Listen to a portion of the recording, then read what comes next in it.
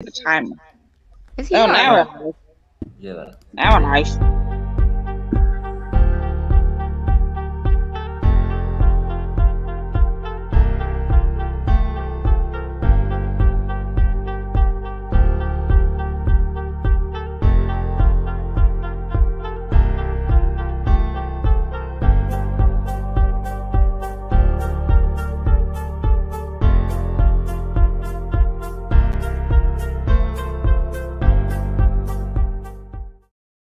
Okay, now everything is kinda in plot. Okay, him killed the power. You know I can't see sh. Well, hello there, Joseph. Sonic, is that you? Oh, you think I'm one and only? I'm Vampire Sonic.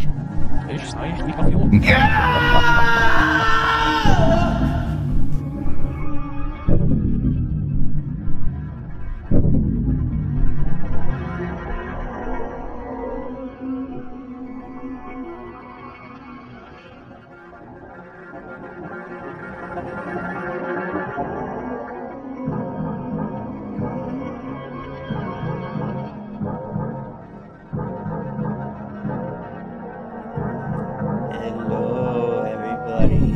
I am Joseph the Bat. I have 4 guests with me. Hello, everyone. What's up, everybody?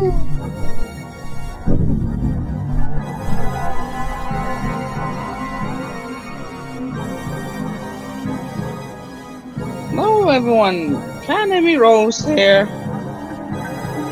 Soon breed. Kind vampire Amy Rose.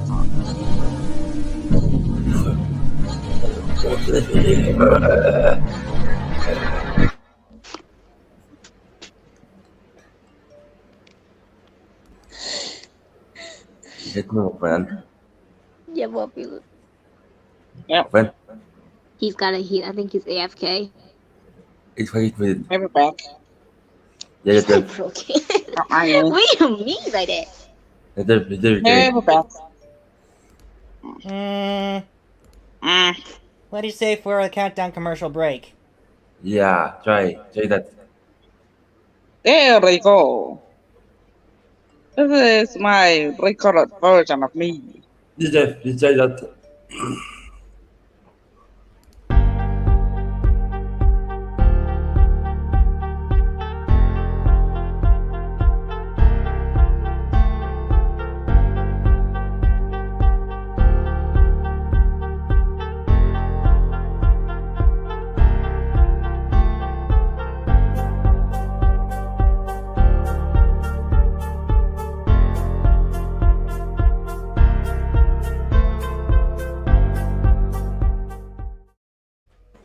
Try again. Open. Wait, what happened? Commercial break. Just I think it's still muted. it's AFK. It's still Oh, wait, muted. here we go. Hello. Oh, Hello there, yo. Hello there. Hello, Shaka. Yes. I know that's you, Soleil. Hello there. Welcome to the stream. Oh, hey, Hey, I man. was yeah. just streaming this morning. But yeah, I was. Yo, Welcome back, Joseph. Oh! Alright. don't mind me. This is my recolored version of my vampire. Me. Yeah, so. What? Yo. Oh. That's why. Wait, what? I'm confused now. What the fuck? Yeah. Please. Proofs. I do not see. Blah, blah, blah. I'm not like that, you know.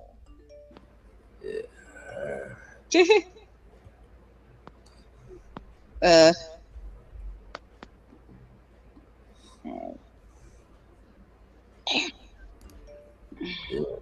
Floats upside down. What? What the?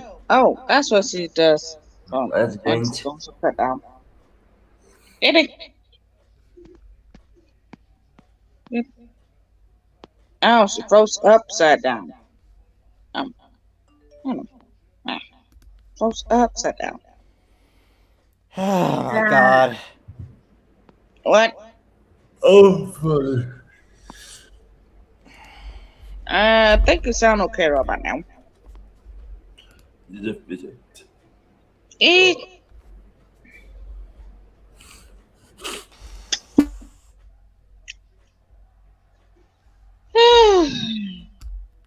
Do I have this? Am I seeing so many interruptions? Oops. Think.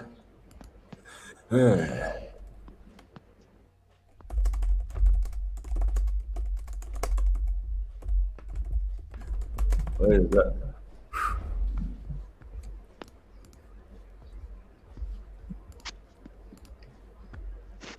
Hmm.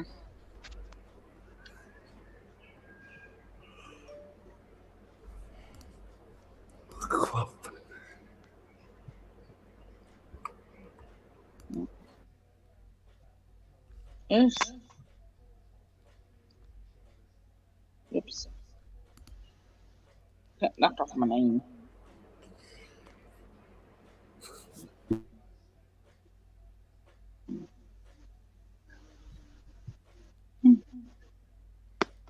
There.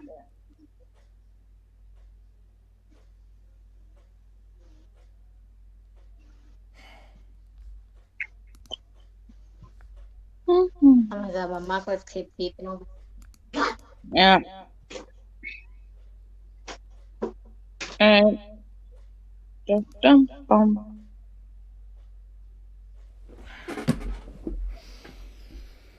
Oh.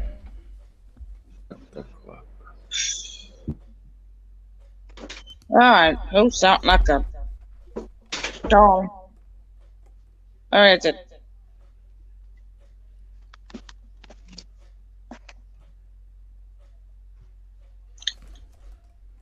Are we just only ones talking?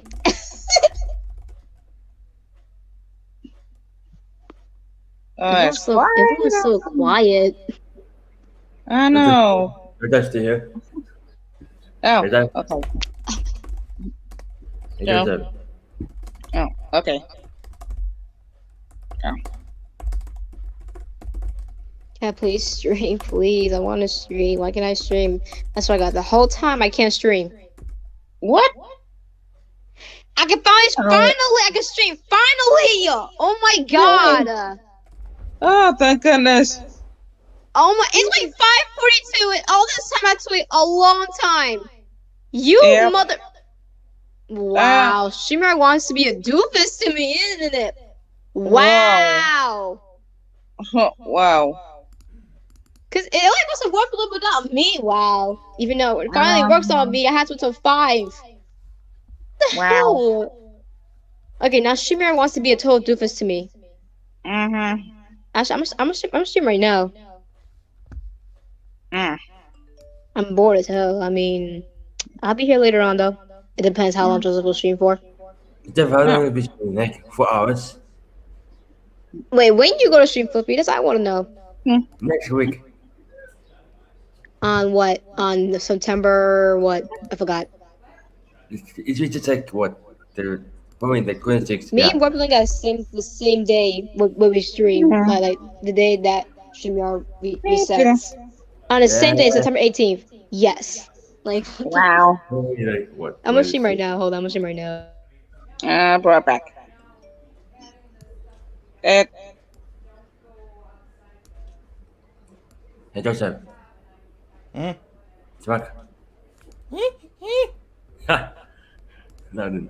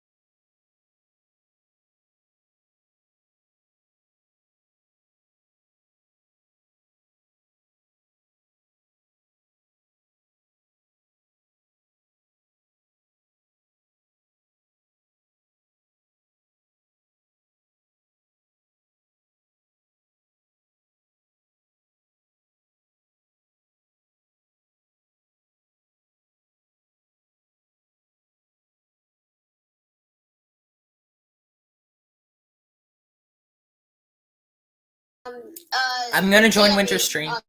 Okay.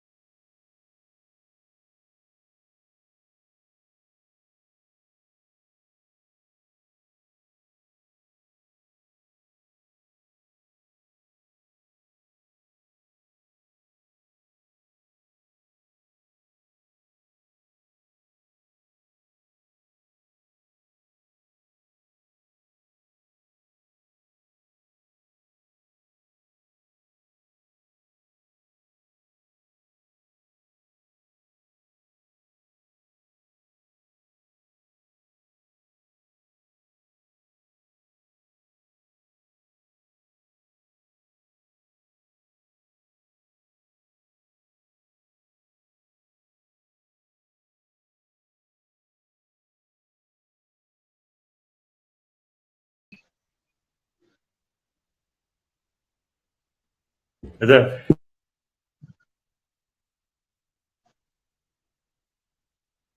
Yeah. Oh. Well, one time, what point? Oh. Oh, guys are kidding. Yeah. Uh-huh. Oh my god. Oh dear.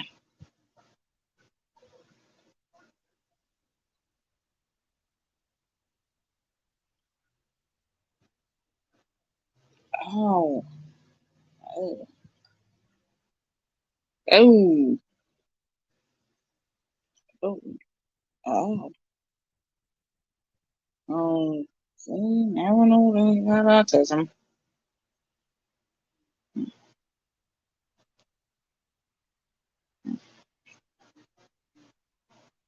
Oh.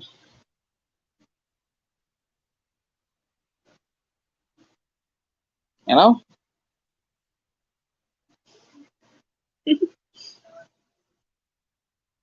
Yeah, well, I'm moving Joseph knows. Oh, and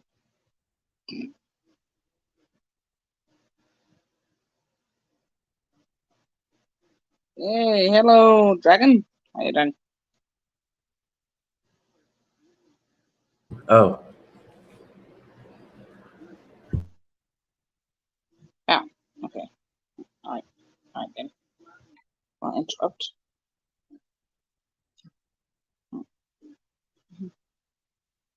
Hmm. Yeah, back together. Ah. Ugh, that was a long talk. Jesus. Yeah. No. Anyway, Mm. Hello, Hold Dragon. on. Let me check. Evan, you still there? Uh,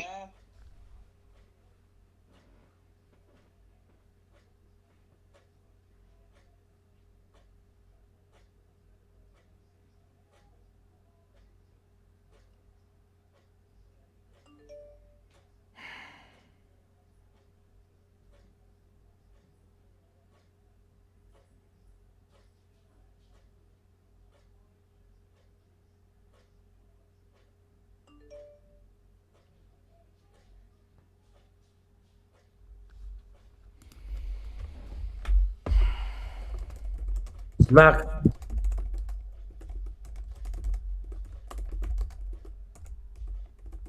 Hey, Georgia. Hmm? Smack. Ha.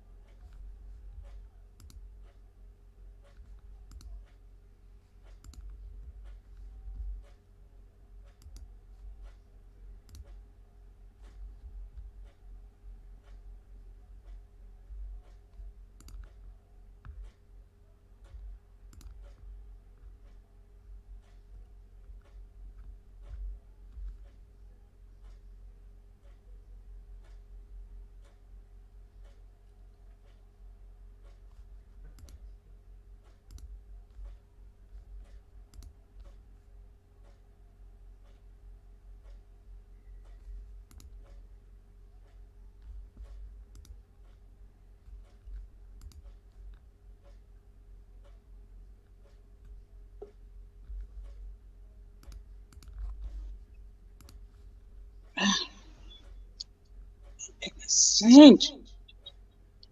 Damn, people keep on paying on these servers. Ah, got a saint. I don't mind talking to themselves, but not too much. And there goes the ping. I hate these servers. Wait till about almost 5. Ah, ah. And group chats. I hate being at them. Shit, she must stop pinging, then they go diagonal ping. Smack. What? Ah! Hey, Georgia. Ah! Ah.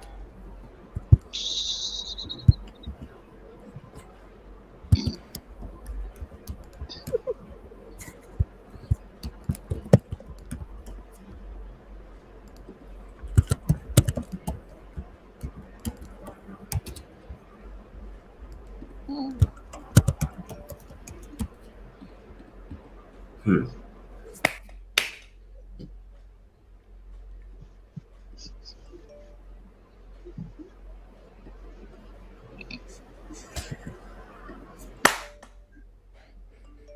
Hey, Georgia. Hmm? Smack. Hey,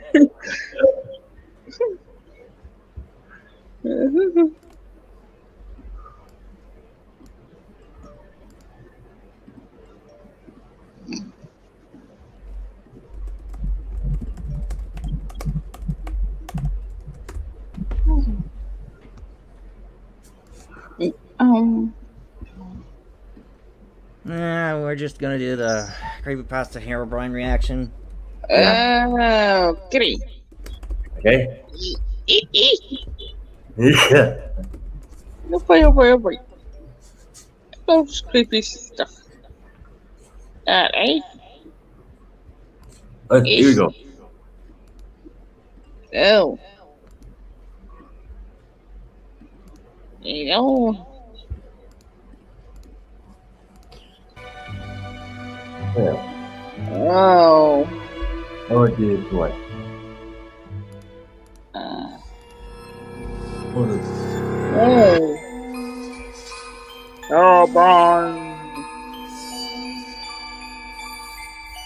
Carbon is the most well-known creepypasta. People are still debating to this day if he is real or not. Okay, that was fast. This, in turn, has sparked new eras how planet. Or does it?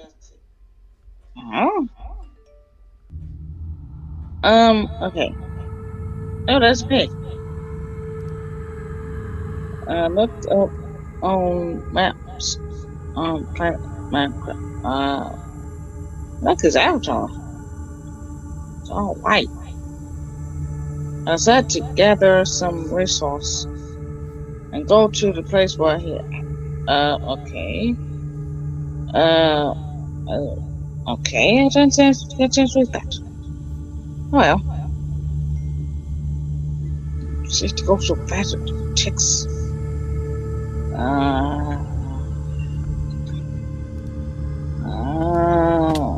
Oh, ouch! That got hurt.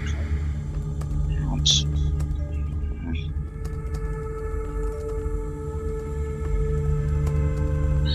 Goodness sake. This is it. Oh, okay, that's the most awesome. Whoa. What are spiderwebs? How do we spiderwebs? Yuck. What the heck is spiderwebs?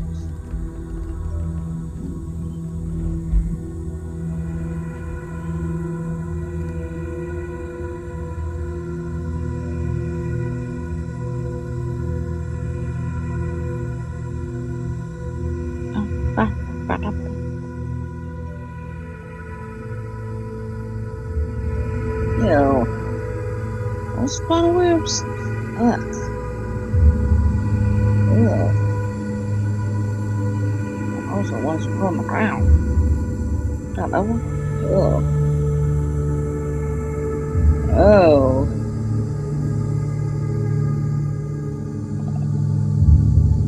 Ugh. Those spiderwebs? Yuck. Yes. Make that 2D spiderwebs pixelated. Yeah. Is this still MS-DOS 16-bit? Bitter. It's just loud. Ah. Woo. I'm like that. Where the hell's the royalty-free music for this video? Mm-hmm. I know.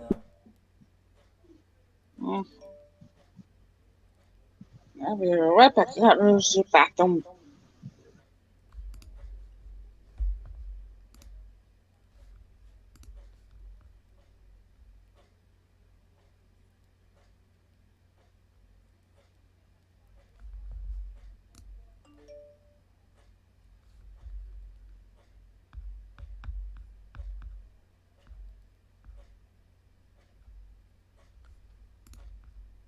It did that.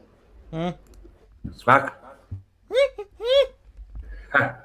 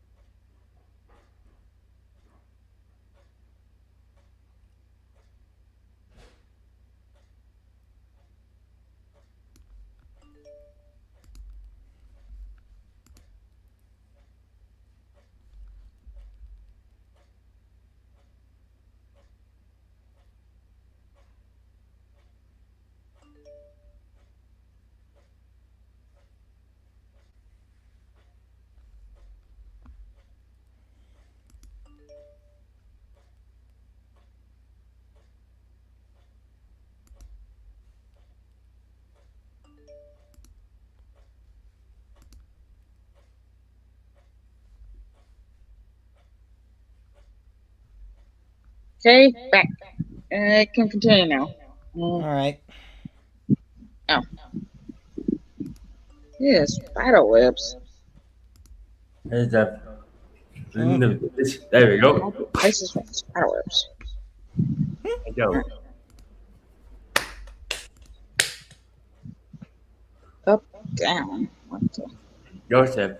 What? Up. What? Okay. Hey. Okay, so up, down, up, and back. Oh, there's that. That. Oh, he's gone. Oh, good. Going down now. I don't. Okay. It's with green. Oh, wait a minute. Oh, Soft close. shift closed. Shift closed. Okay, what the? What is dark down now? Yeah, dog. She's, I don't know. God. Okay, let's put some on the walls. Stuff on the. It's not stone. What the? It, can't quite tell what that is.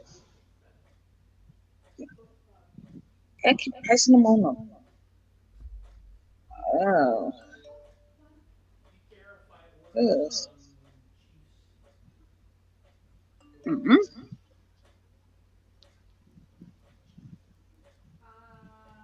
Okay.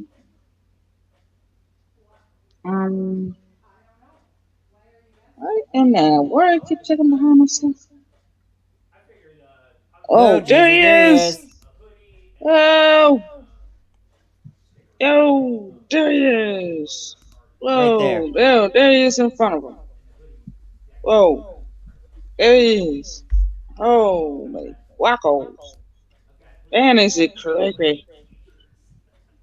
Yo, and there he is. What? Okay. Don't you know that Hellbound can teleport, you know?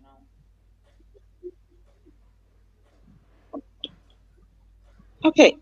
What the? Okay. Does he keep looking behind himself for? Ah, goodness gracious, I keep looking behind himself. Ah.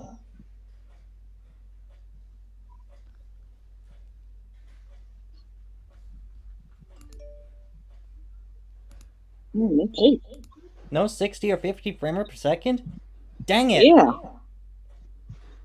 They putting them on the wall?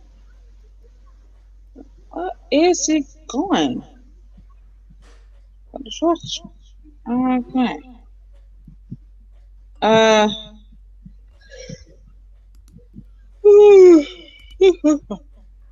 I don't know. Okay, now they putting them on the ground. And he's right there. Shoot him with the arrow, man. Shoot him with the arrow.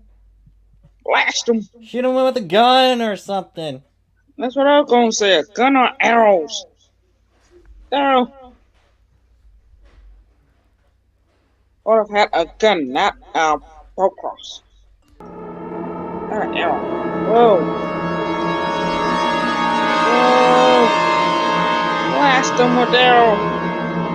Dead end. Shoot him with a gun. I would have had a gun with me, not no arrows. Ow, ow, ow. Ow. Ow.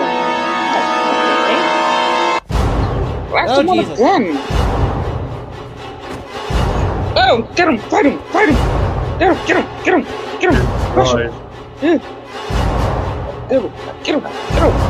There, that's right, that's more like it. Get him with diamond sword. Alrighty, get him. Set that up, man. Move it. Get him, bash him. Yeah, that's more like it. Bash him with diamond sword. Hey, where is he? Right, where is he? Where is he? Now get out of that hole, man. Get that sword ready. Get that diamond sword ready and bash him. Slice him. Slice him. God damn it. And there he is. Take it.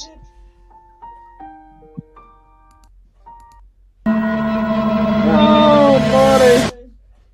God, got it. Dug it. What the What? hell is No. he? Is Herobrine God? The hell? No. That's what I was gonna say. Oh, it was right there in front of him. What? Right in front of him. Yes.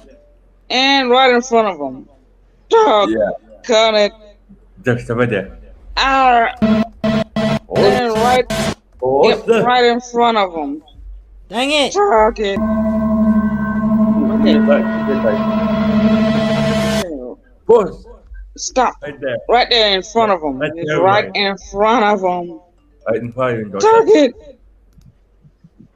He had, I thought, he killed him with the diamond sword. Now, how are you gonna survive that? Okay. He survived Yeah. somehow. I escaped Herobrine by running back to the entrance. Later on, I tried to enter the mine again. I put the lights everywhere, but he didn't show up anymore. How come he was right in front of him? He's right in front of him. No one else has been in such active. The one with the mosquito? It might be Well, I missed the mosquito era. 16. Hi. Ah, mosquito era? Oh, mosquitoes. Well, the crimson mosquito, actually.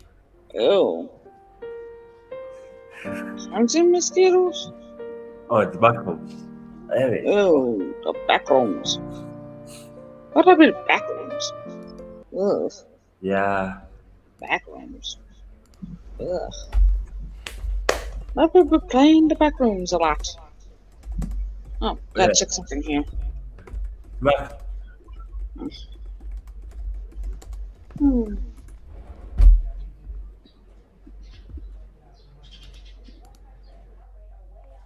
Oh, sweet. There's a Minecraft Edgar Allan Poe adaptation. Oh. I think we're in for a treat. I see.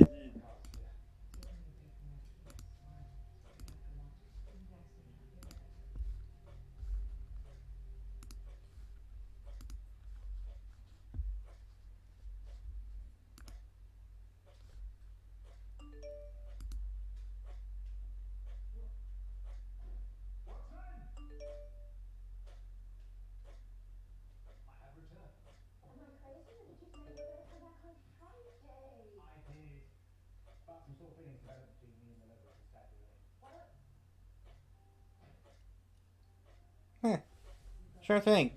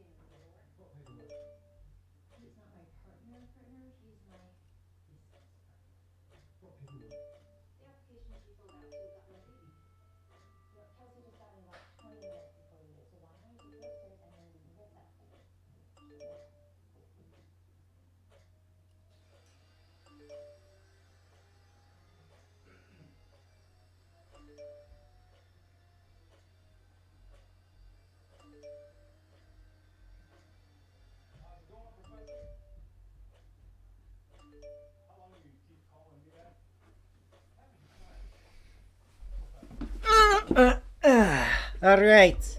Yeah. You know, I should do the original backroom stuff in the meantime after the Edgar Allan Poe's adaptation of Minecraft. Edgar Allan Poe. Okay. How's that? That sounds nice. Ready? And, yep. Alrighty. Backbones. Diamond Gamer.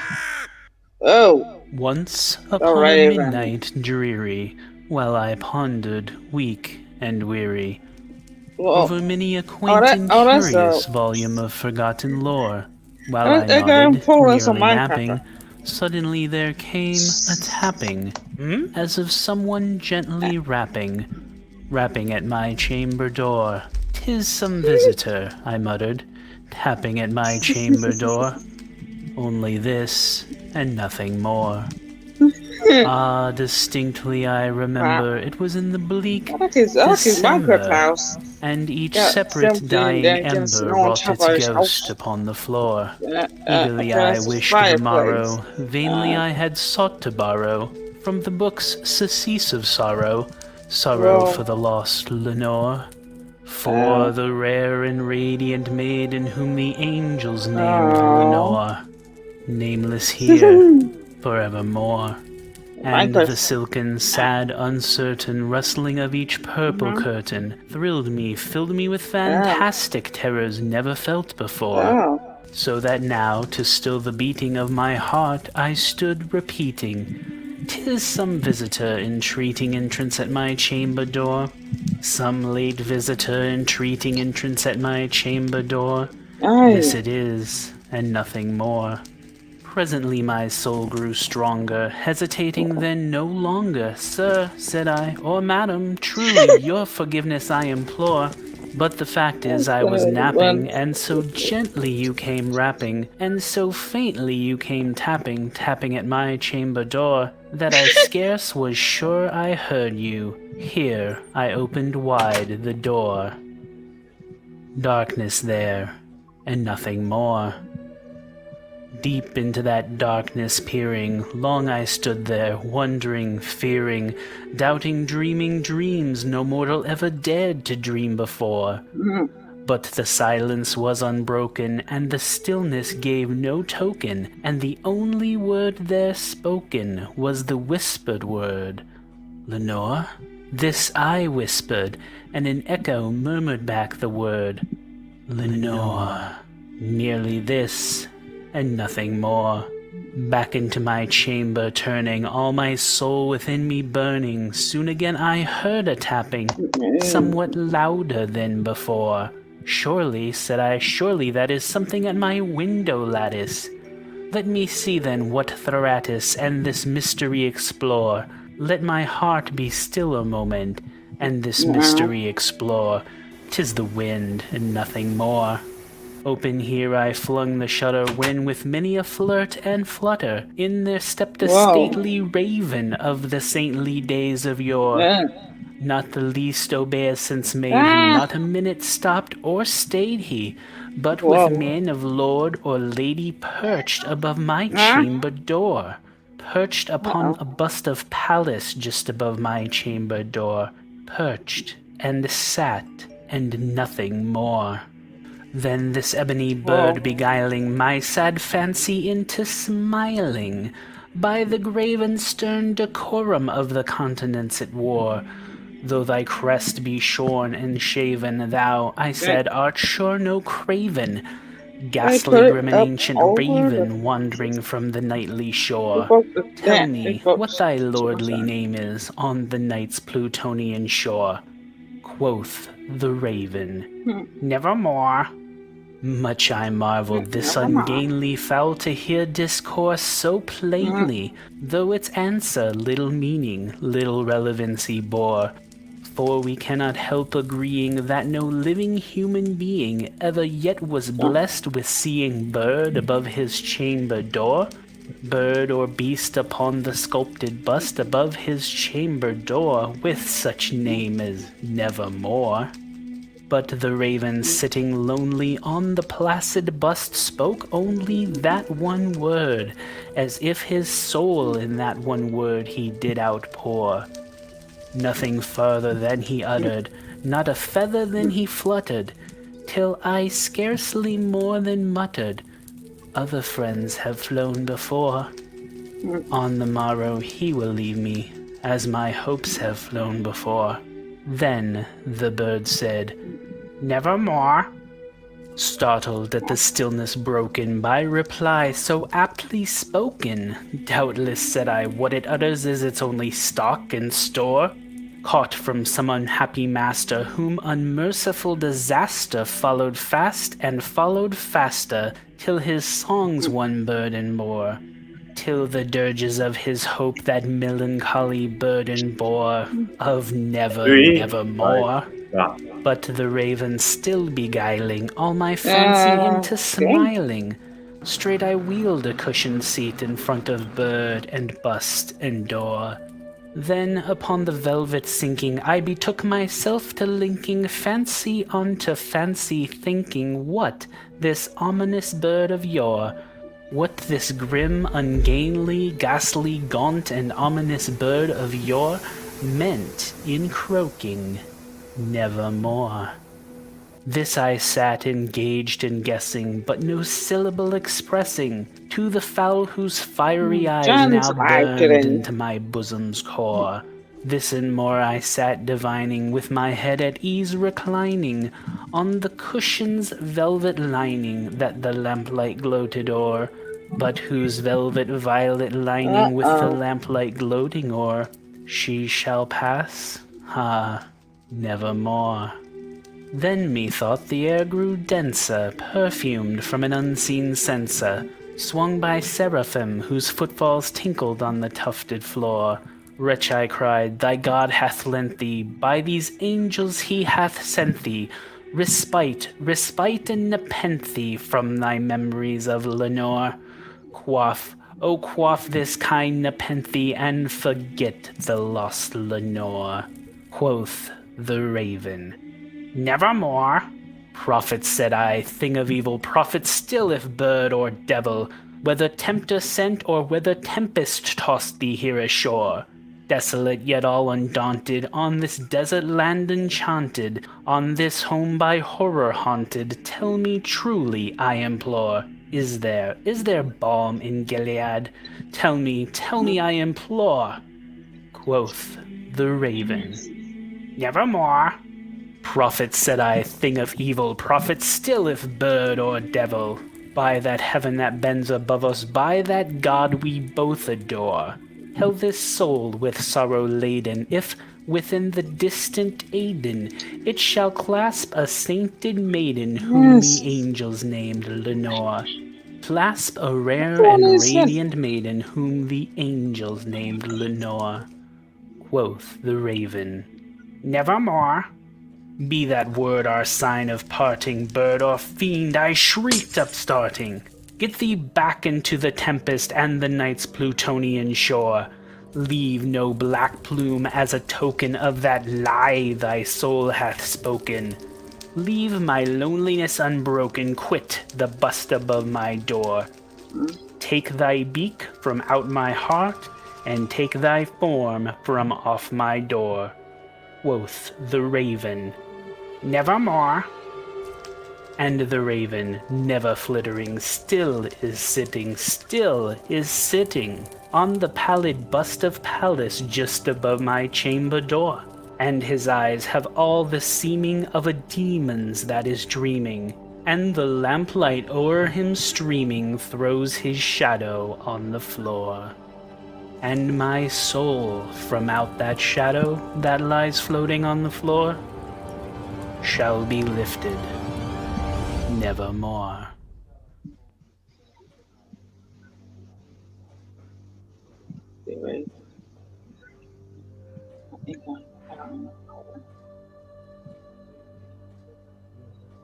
Wow. I can't believe this book is a novel or book or poem is still a classic till this very day. Yeah. Yep. I don't know. There's another one that's in fight things in here again.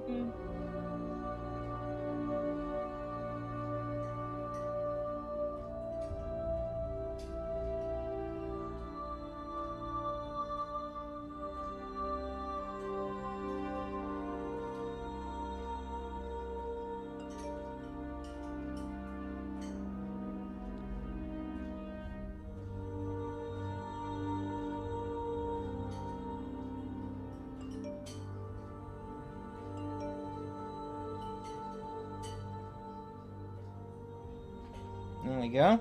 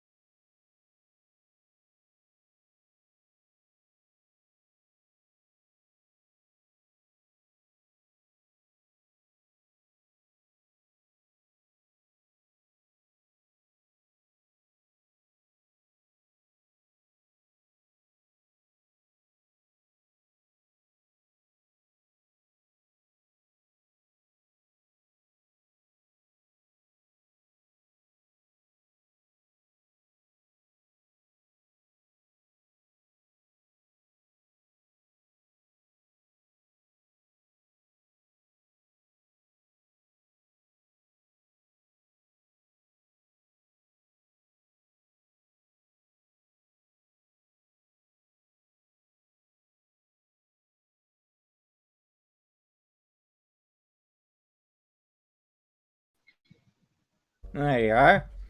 Yep. So, I have to check on my server a bit. okay. And it's a bit of a heartbreaker right now, my server. Which is. My son had to go and fight someone's ex over, and now it's emotional again. Oh boy. Okay, we got the thing and the original creepypasta. Let's Hmm. start off with the original one first. Oh. Okay. Oh boy. Oh boy. The creepypasta, and I'm going to tell you about one quick thing before tonight's story, and I promise this Yes. is actually a quick thing. Blair Daniels, the author from No Sleep, actually has a new book out. It's called Don't Sad Scream, music. 60 Tales of Terror by Blair Daniels. You'll see it on your screens right now, and it's available on Amazon. The link to it should be in the description down below. Check it out, folks. It's really worth your time. And honestly, guys, the book's $2.99 for 60 stories. That's kind of a steal. Grab yours now over on Amazon. Yes. And on to tonight's story. Alright, here we go. It's late September. Damn, I hate when people get sad. This is ridiculous. Humid, muggy, just a hint of the coming fall. Too cold for a t-shirt, but too warm for a sweater. These are the nights best spent at Cook Place Community Mall. In my modest Midwestern hometown, a diamond in the rough in my eyes.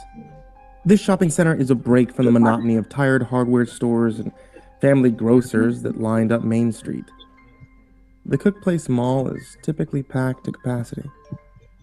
But not tonight. Because it was 8:15 p.m. on a Tuesday night, 45 minutes until close. Not exactly prime window shopping hours, but despite that, my three friends and I were still going strong. We were ending the night in the dusty arcade located in the basement of the shopping mall. It was down a short flight of stairs between the Dairy Queen and Sparrow. And one in the food court. Faded and flickering carnival lights lined the dimly lit hallway and steps. Andy, do you have another quarter? Philip, my youngest friend, questioned as the words "game over" splattered across the screen. Philip was 12 years old, a bit underdeveloped for his I'll be age. right back. Andrew, his older... Go check on my server again. Alright.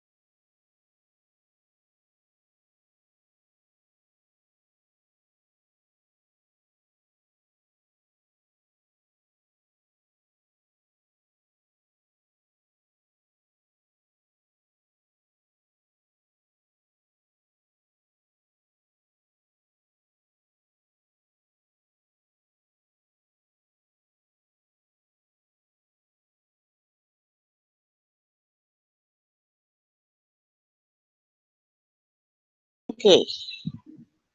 I can continue now. Everything's situated now. Brother, my best friend, and my biology partner scowled as he rummaged through his pockets in vain. Maybe if you were a bit better at the game, I'd have more quarters for you to play on.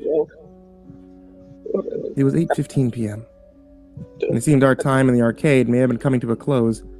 I had a few loose quarters left in my pocket, but that was going to stay my secret. I was hoping to spend it on a Coke tomorrow before class started. Clay, a guy Andy and I had just met in biology, had clearly been waiting for this moment. Honestly, yeah, guys, it's getting a bit late. I think I'm gonna bounce. Gotta study for our exam on the cellular reproduction. The exam wasn't for a week yet, but I wasn't bothered. Clay had been acting a bit ambivalent since we got to the mall. Seemed he wasn't a huge fan of having Philip around.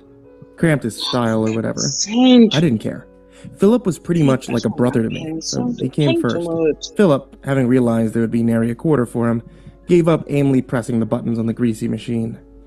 I have to go to the bathroom. Didn't you just go? Sighed Andy. Yeah, but we have a large soda. You had a large soda. Good. By the time I got a sip, it's all backwash. I chuckled as Andy and Philip started away from the arcade machines. Clay, while texting, followed lazily behind them.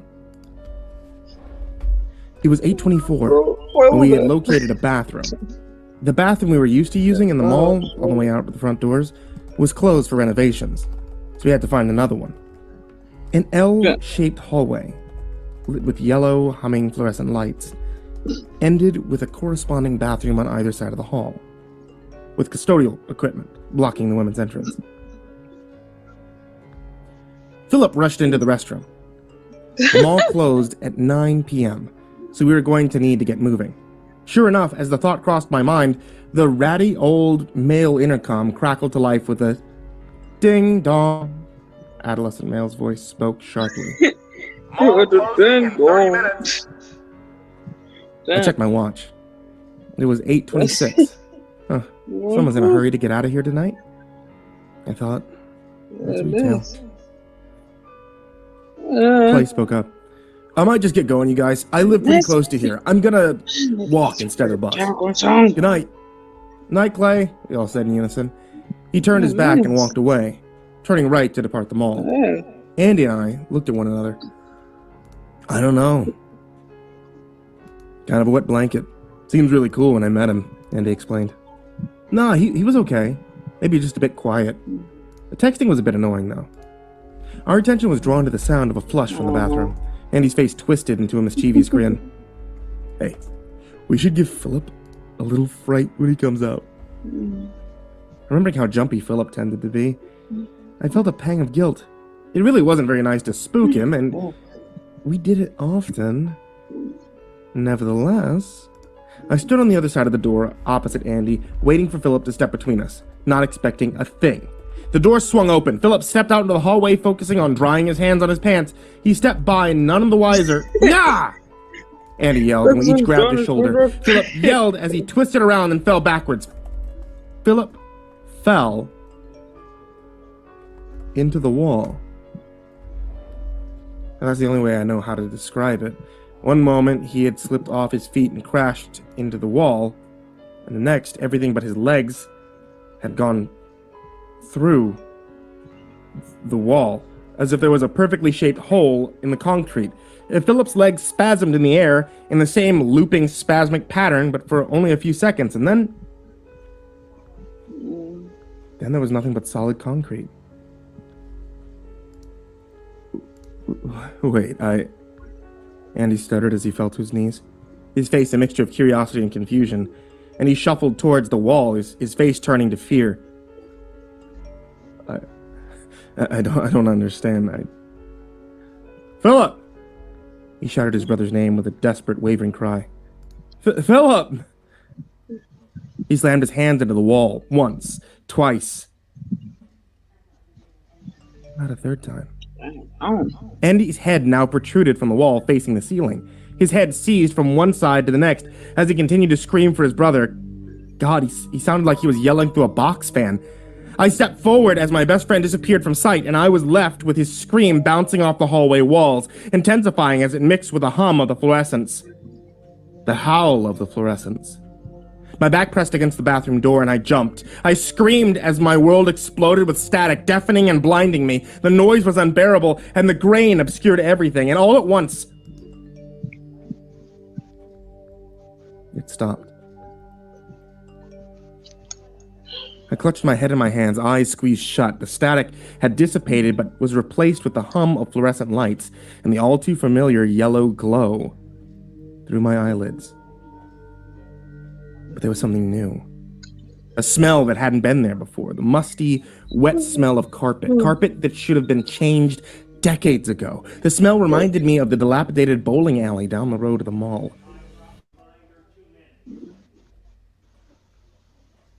I opened my eyes. Before me was the bathroom hallway, as expected, lit by the same light as before. The bathroom doors were gone. There were no more doors, no more custodial equipment, just a smooth slab of concrete wall.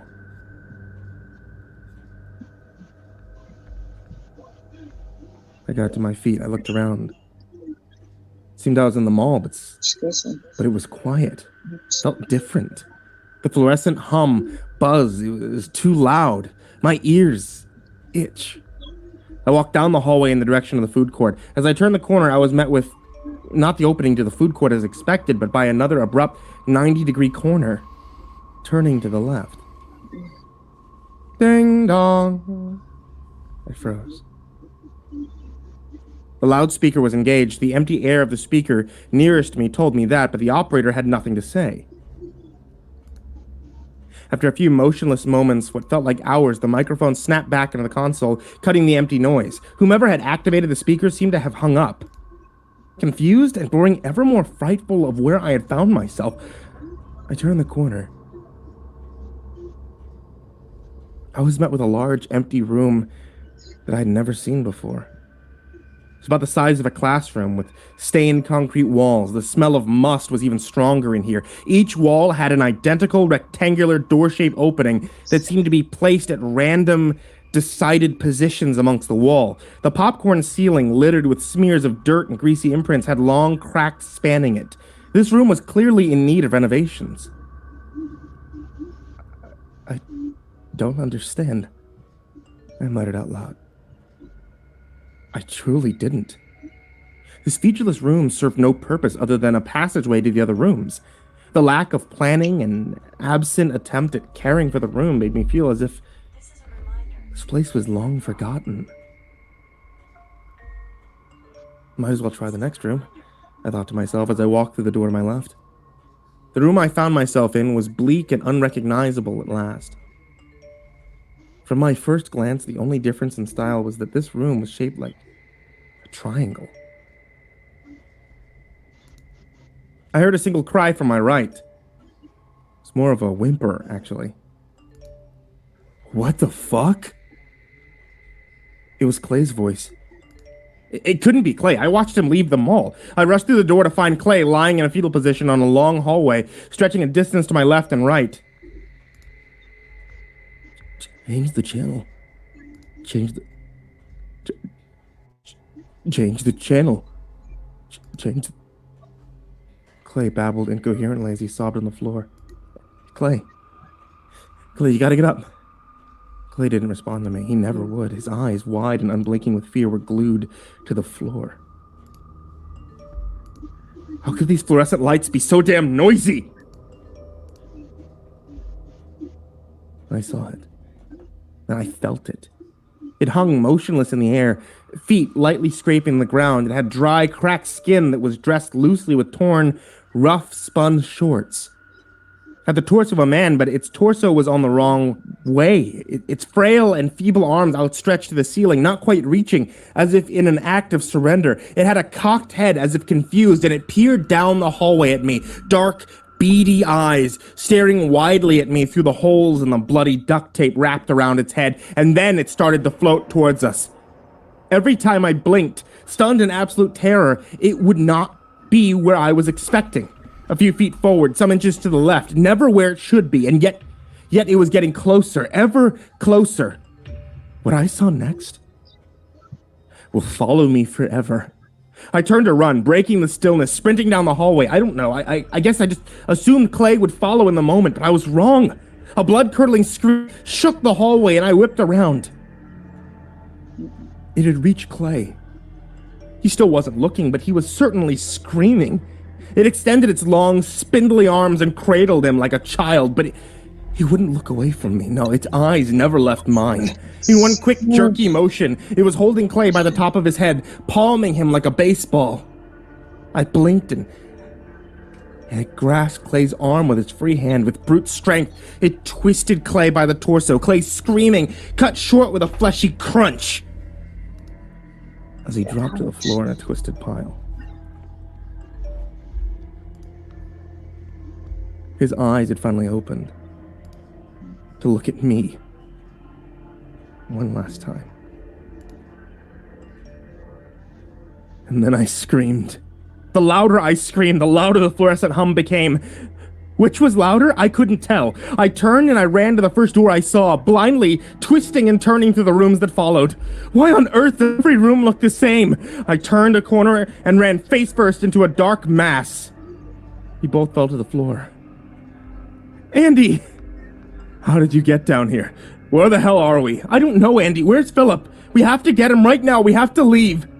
We turned to rush down the third hallway, perpendicular to the hallway Andy and I had met in. We ran until we felt like we couldn't run anymore, and then fell into the final doorway. We landed into a mass on the damp floor and quickly scuttled to the back wall. The hum with lights was all we could hear, louder and louder, and then they all went out. Silence. We found ourselves in total darkness. A total silence as we clutched each other. Not total silence. The sound of static as if emitting from a television slowly coming towards us. Only when the light coming from the source of the noise started to slowly illuminate the room did I realize. This room had only one door. It floated around the door frame, toes dragging on the floor as it cast its bloody eyes upon us. Andy and I, mute with fear, stood against the wall. Andy moved himself in front of me. It floated towards us. Andy raised his arms. It reached out for us. Leave us alone! Ding dong. We all became statues. We locked eyes with it as we listened to the intercom crackle to life. Shallow, rapid breathing came through the speakers. Andy? It was Philip. With a guttural scream, Andy lunged towards it. It fell backwards into the wall, and I landed inside of a trash can. I was inside a trash can filled with the refuse from a full day of food court disposal. What?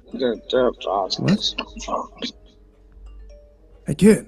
What are you doing in here? I looked out to see a very confused elderly janitor, wondering why a young man was taking a Sparrow bath after mall hours.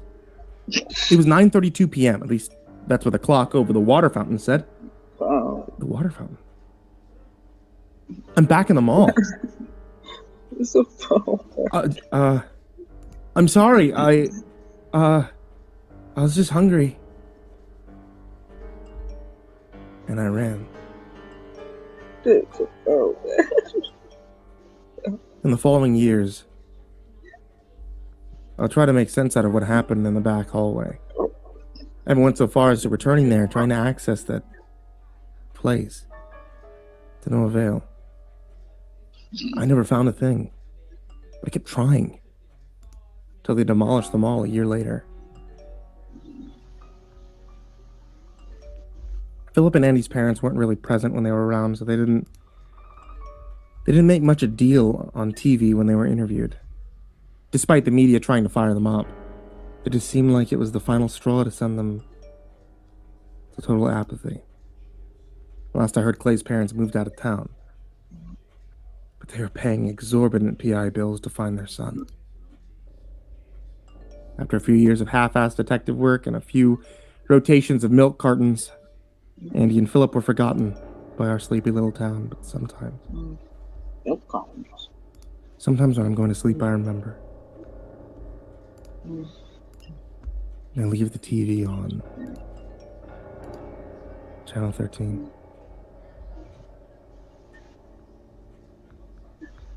There's nothing broadcasting on that channel. But the static.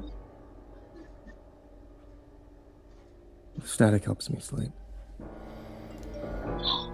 Right back. Pause the video.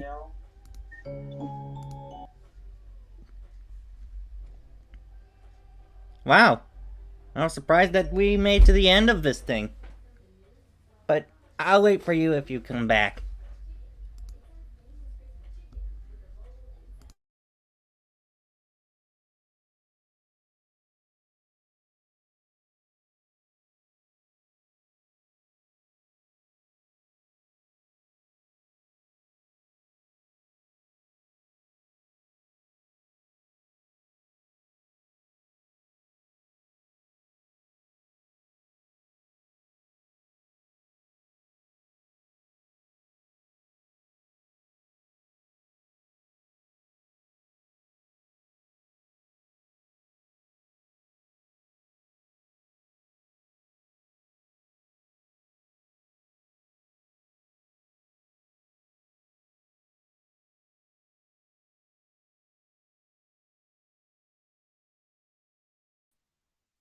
Okay. There you are. At the doggone sticks in that doggone stream. Hey there, kids. It's me, Mr. Creepypasta, and I just wanted to take a quick second to say thank you for listening to tonight's video, and quite potentially tomorrow night's or last night's video, depending on how many times I've reused this recording. I especially want to give a big thanks to Eric Mary, John, Daniel Paulson, Trace Miles, Jordan Alexander Sanchez, Wayne Milstead, Frederick LaRue, Ken Lando Higuchi, Brianna Ventine Jensen, Nicholas Saeed Al-Yassin, Tyler Ramberg, Asia, Gabrielle DeBaca, the Red Oak Shield Virus, Sandy Barney, Melissa Siegwart, Champinski, Daniel Rao, the Ginger Bros, Andrea Solvik, and Andrew Steinberg. You guys and everybody who is supporting on Patreon are the real MVPs. And if anyone would like to join them, you can always check me out at patreon.com/MrCreepypasta. Or if you'd just like to support the show without, Patreon, then honestly, every view or minute or however you watch or listen to this Creepypasta story time on the YouTube live stream or here on YouTube, the podcast on Amazon, Google Play, and on Spotify. And if you'd like to support my wife, then there's nothing better than listening to scary stories with some Dungeons & Dragons themed herbal teas. Etsy.com/IvoryMonocleTea. Alright, kids. Thanks so much for listening. And sweet dreams.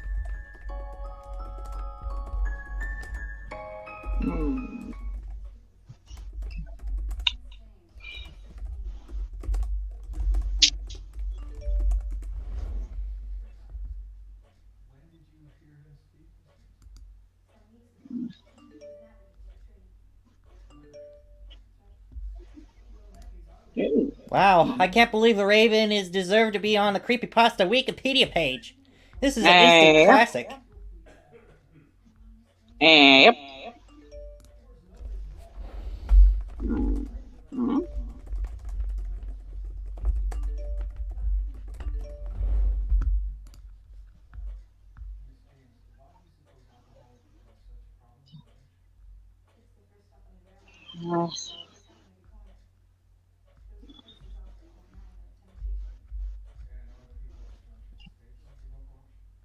Goodness sake.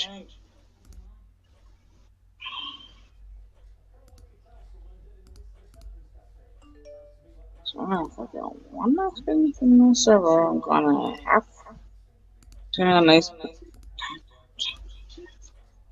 different servers this time.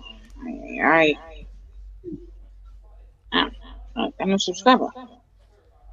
Oh, the thing in the back rooms. listening to this now, probably not enough of them. So, consider yourself lucky. How many doors did you open today? What about in the last week, month, or year? What about your entire lifetime? Come The on answer now. to that is probably many.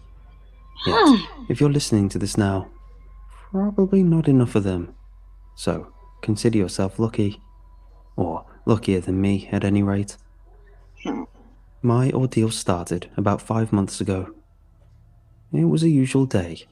Wake up, go to work, be bored out of my mind. Only, it was a night. I worked the night shift at a small pawn shop, and the night passed at a glacial pace.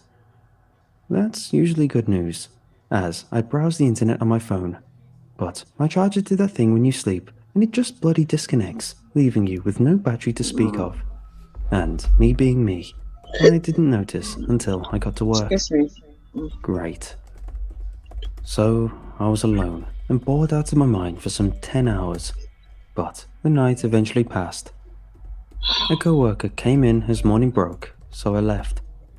On my way to the car, I stopped at a local mart and grabbed a couple of sandwiches and a water bottle.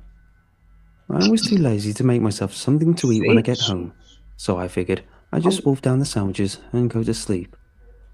The commute was only 10 minutes long, and it passed in a blur as I couldn't be bothered to pay attention to anything.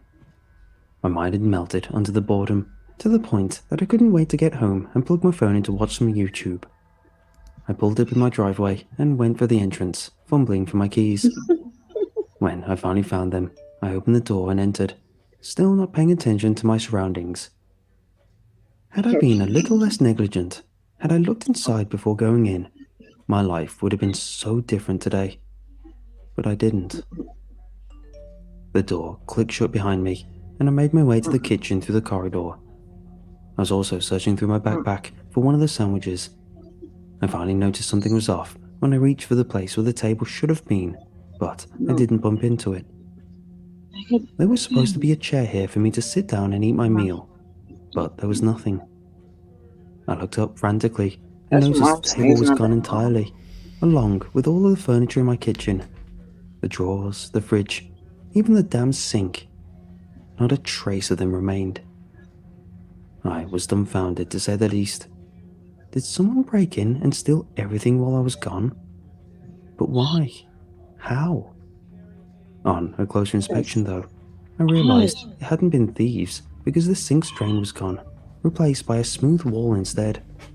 No one could have done this in the 10 hours I was at work. And even if they could have, I couldn't fathom a reason for them to. Looking up, I saw the light bulb was gone as well. At that point, I started freaking out badly, because light still emanated from where I used to be. I grabbed my backpack and ran to the front door, hastily opening it. The street was gone. In its place, only another empty room. I let out a yelp of surprise mixed with fear as I froze in the doorway. What the hell was going on? Remembering my phone, I pulled it out and prayed that it still had some battery, but I was out of luck. The thing was dead. I took a few minutes to calm down and decide what to do. My breath smoothed out after a while, and I felt confident enough not to have a panic attack, so I closed my eyes and opened the door again. Still a room instead of the street. Crap. I explored the rest of the house, hoping to find something that would have helped me understand, but every room was the same story. All the furniture was gone. The walls were uncharacteristically smooth and featureless, and the light bulbs were nowhere to be seen, even though there was plenty of light to go around. I had hoped against all odds that I'd find my landline phone in the living room, but I think you can guess how well that went. I don't know how much time I spent curled up on the floor of the living room, just crying. And I don't know how much time I spent opening and closing the front door, hoping it would finally reveal the street to me. Many hours at any rate, until I finally gave up and decided to take a leap of faith. I entered the room the front door led to, closed it behind me, and opened the door again. Now my corridor was gone, its place taken by a small room with a singular door on the other side. If someone would have been there with me, they could have pointed out the exact moment my soul shattered by the pop it made. But no one was there. I was all alone and lost in a twilight zone of empty rooms. I sat down, pulled my backpack in my lap, and took a sip of water. I didn't feel hungry yet, so I decided not to touch the sandwiches. With only 2 of them and a liter of water, I had to make them last. My mind went into survival mode, and I didn't know how long I'd be here or how to get out. I eventually decided to take a nap, as I was still tired from the night shift I'd been through. I decided I'd have a better chance at figuring things out if I was rested. Sleep came swiftly, but it was fitful and as bland as the room I was in. I didn't dream at all, and I constantly woke up feeling paranoid, like someone or something was watching me. The 5th time that happened, I jumped to my feet. The room was dark now. I couldn't even see my hand in front of my face. After I was done dropping bricks, I thought I'd died and was now in some sort of hell. But I walked around slowly, and still found the walls of the room in about the places I expected. It clicked in my head. It was night time. This place, wherever or whatever it was, kept track of the time outside. I huddled myself in one of the corners and waited for the light to return. That took a few hours, but with nothing to draw my attention and excite my senses, it felt like a small eternity. There was only me, the darkness, the sound of my occasional breath, and the pulse of my heart pounding in my ears. I thought I'd go crazy, that I'd start to hallucinate any moment now. But then I noticed a small inkling of light emanating from the ceiling. Dawn was coming. The light slowly grew in intensity, mirroring the pace of a sunrise, but I didn't wait any longer. The moment I could see even past the vaguest of shapes, I got up and on the move. Despite the poor quality of my sleep, I felt rested and refreshed, so I started exploring. Door after door, room after room, all I found was more of the same. The walls were different colours, and the shapes of the rooms varied to mirror their purpose. A small closet, a garage, a bathroom, a corridor once in a while. But other than that, they were all the same. For a split second, I felt like I was in a video game, and I'd entered an area that I wasn't supposed to. A building the devs didn't flesh out because no one was meant to enter it. Only this was reality. At one point, I got an idea. I kept finding windows, which, although they didn't show anything on the other side and were flush with the walls, I thought maybe would lead somewhere. So I threw my water bottle against one of them, hoping to shatter it, but it bounced right off and rolled at my feet. The next few days were spent going from room to room, only stopping at night when I couldn't see a damn thing. But I made a few interesting discoveries, if you want to call them that, about how this place and my body worked now. Closing a door randomized the room on the other side, so you could walk in a circle without going in the same room twice. As soon as the door left your direct line of sight, even if you left it open, it would close on its own. This one I figured out after I had the bright idea of not closing any doors behind me, hoping I'd manage to figure out how big the place was. I didn't need sleep, or at least I didn't need it as often as I normally would. Despite a few days having passed at that point, I didn't feel tired, and I only slept through that first night I spent there. Same went for food and water. I didn't feel hungry or thirsty, even though I still had both sandwiches and the water bottle was missing only the few sips I took on the first day. That was either a curse or a blessing, depending on how you chose to look at it. It would give me more time to find a way out, but it had the potential of prolonging my suffering immensely if I didn't. I decided to take it as a blessing for the time being, and kept going. Room after room, day in and day out. I think I opened more doors in that time than I would have in my entire life otherwise. But after roughly a week, I finally found something that wasn't just another bland wall though I wished I hadn't. The first thing that hit me as I entered another room was the gut-wrenching smell. It was stagnant and putrid, to the point that it made me retch and made my eyes water. I slowly looked up and found red trails adorning the floor. They had a radial pattern that led back to a common source and looked as if they flowed at one point or another. As my eyes followed them, slow and uncertain, my gaze came upon something in the corner.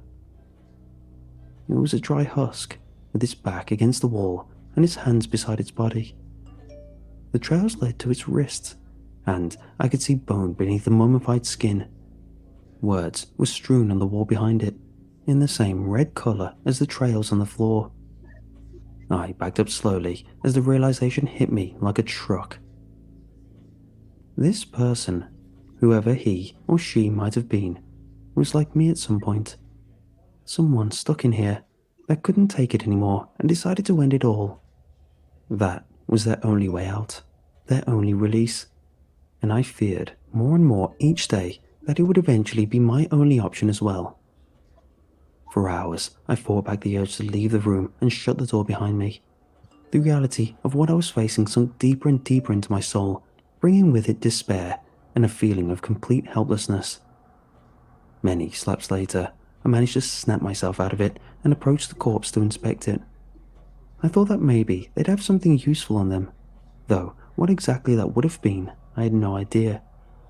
Certainly no food or water, else they might not have taken their own life, and certainly not a map that led outside, or else I'd not have found them here like this. I fashioned a mask to cover my mouth and nose out of my t-shirt and walked over to it slowly.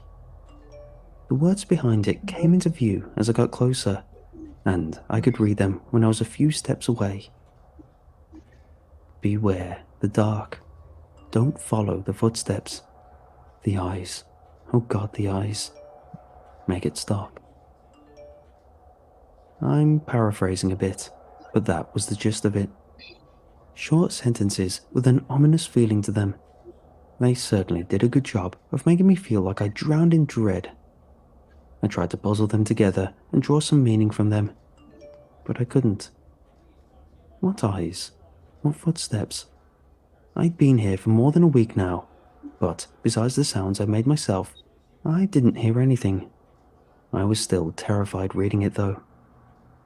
I kneeled down next to the corpse and started pulling on its clothes in search of pockets. It was dressed pretty blandly, jeans and a t-shirt, so I'd not found much. One of the front pockets of the jeans revealed a phone with no battery, and the back pocket revealed a wallet. There was a bit of cash in it, a few bills and coins, but I decided not to even count it, let alone take it. But I found an ID and a driver's license and took those. I figured that if I ever get out, the least I could do was turn these in and let their relatives know of their fate. His name was Brandon, an average-looking 25-year-old guy with dirty blonde hair and sparkling blue eyes. He didn't deserve his fate, and I didn't either. I found nothing else on him, so I decided to move on. Staying put wouldn't do me any good, and after finding Brandon's corpse, I felt a renewed sense of urgency. The next few days followed the same pattern as before, stopping only at nightfall. Before, I moved as long as I could see, but with Brandon's warning to beware the dark, I began stopping the moment the light started to fade.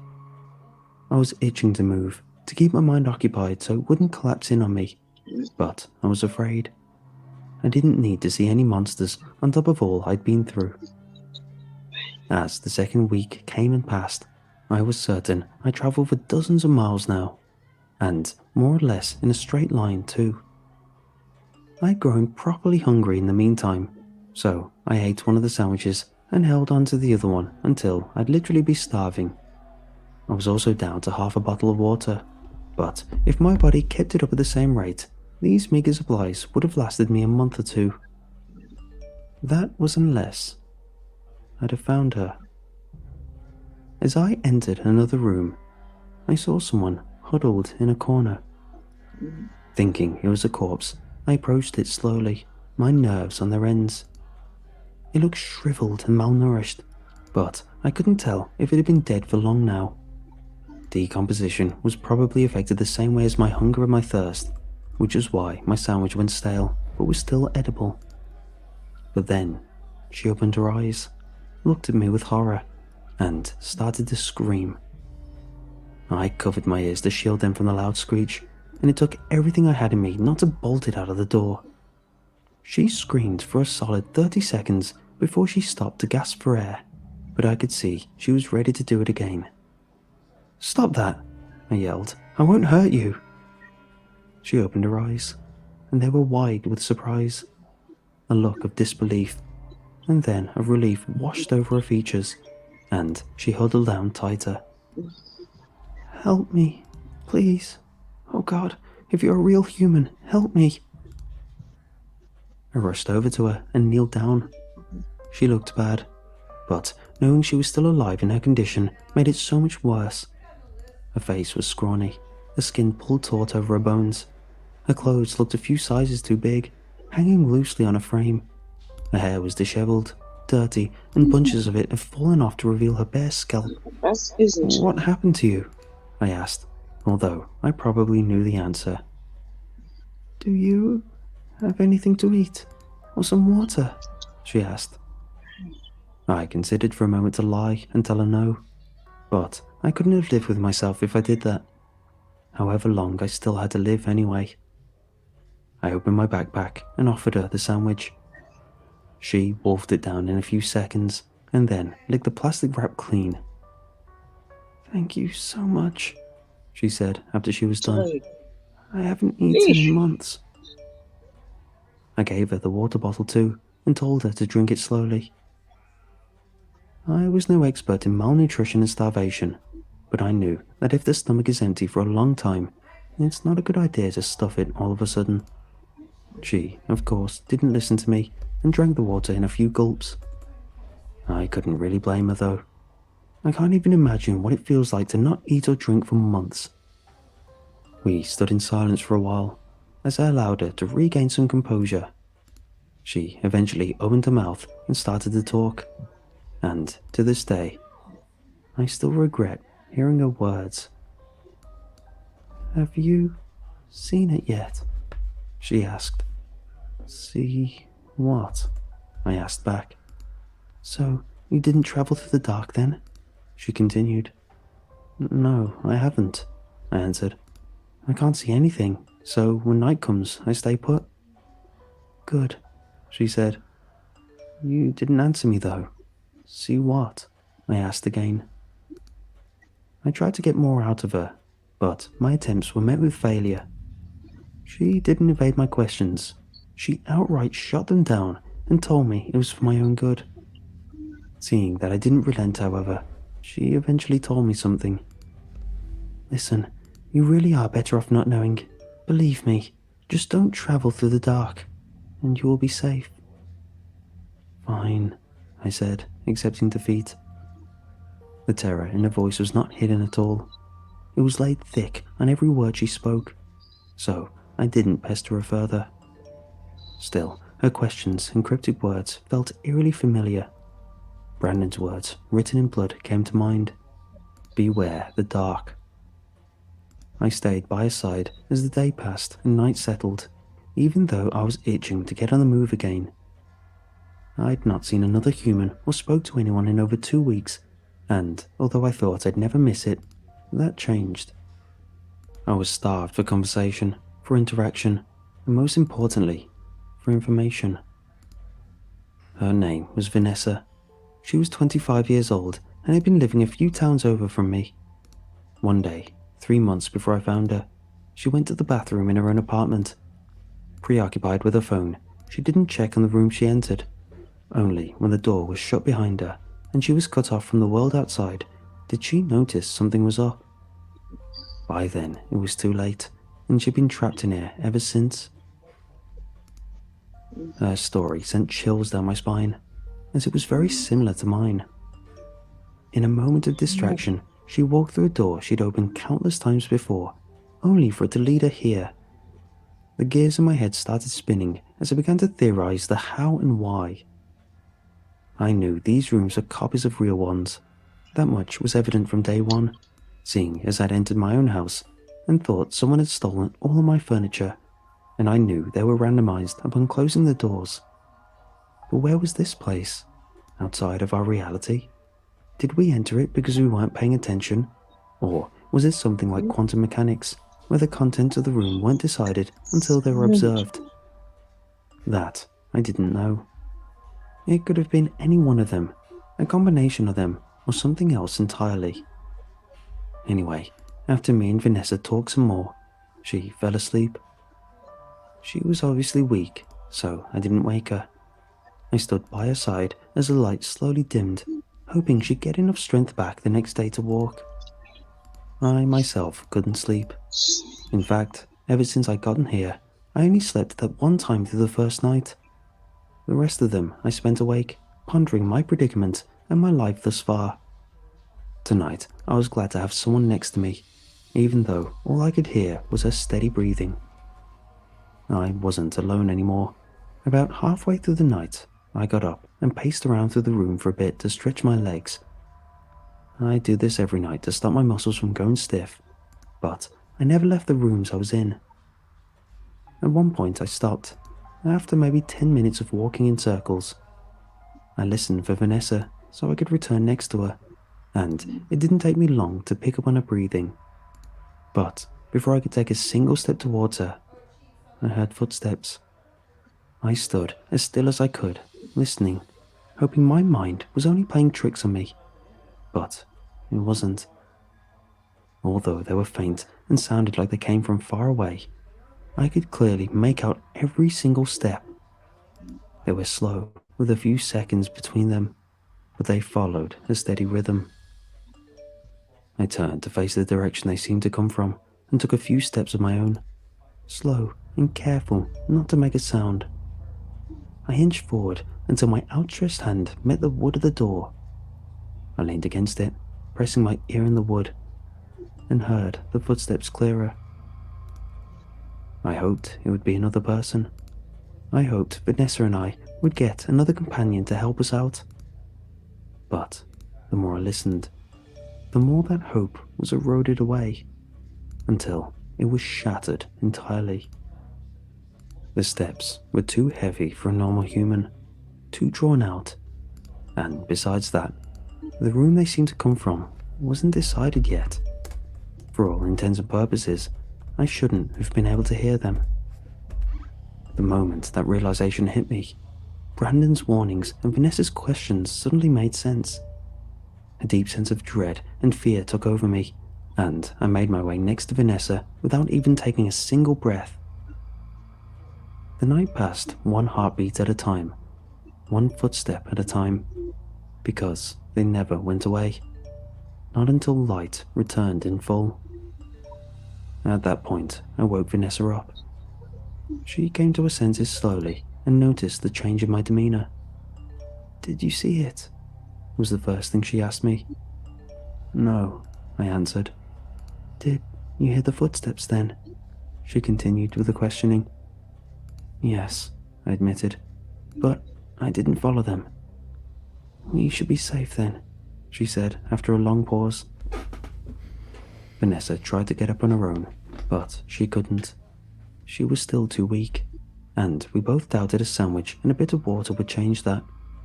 I helped her to her feet and threw one of her arms around my shoulders, basically dragging her along.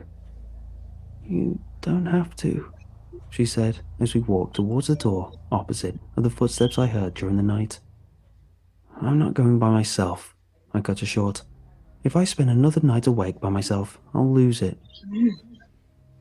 She didn't say anything else. Having been alone for the past months, she probably understood me. We spent the next day in a straight line, door after door, hoping one of them would lead us outside. It hadn't, of course, and by nightfall, we stopped once again. I sat Vanessa down in a corner and lay next to her. She lifted her right pant leg to reveal her shin, and I saw it was full of straight cuts in various angles of healing. I didn't know what to make of them, but they looked suspiciously like tally marks. With the nail of her thumb, she cut another line into her skin. She winced a bit, but didn't let out a sound. Seeing my confusion, she started explaining. "I'm counting the days I've been here," she said. "On your skin?" I asked, unnerved by it. "I've got nothing else," she said.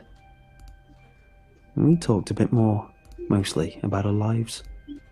She'd finished high school, but didn't pursue higher education. That left her working in a restaurant as a waitress to make a living. There, she met a man that would soon become a boyfriend, and then fiancé. He was the son of the owner, but from what Vanessa told me, he worked with them whenever he was needed. He sounded like a swell guy, to be honest.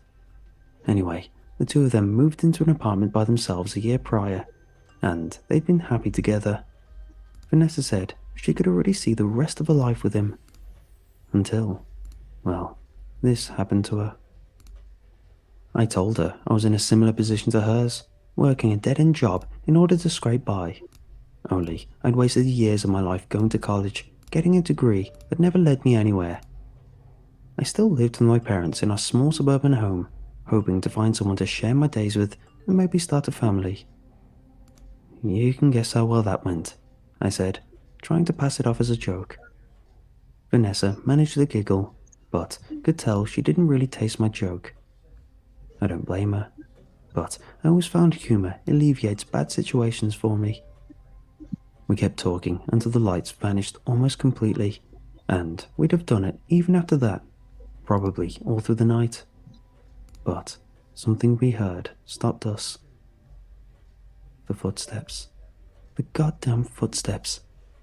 They returned as the last rays were gone, seemingly closer than last night. Listening in anticipation for what must have been hours, we huddled closer together, bunching into one another for a fleeting sense of safety. The night eventually passed, and we were both still alive by the end of it. Scared out of our minds, but alive. We spent about 2 more months travelling together, passing the days with small talk, and the nights fearing for our lives. The footsteps got closer some nights, but if we kept quiet, they wouldn't approach us. We both got weaker by the day, withering away to hunger and thirst, but Vanessa was much worse off than me.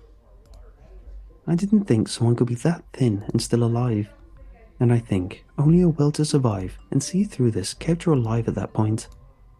We'd made very little progress for a few days, and I guess we both knew that she didn't have long left, but I refused to acknowledge it. One evening, as we stopped for the day, she was too weak to even talk with me. She went straight to sleep, which worried me, since I didn't need sleep once since I'd met her. When morning finally came, and she woke up, she kept uncharacteristically silent.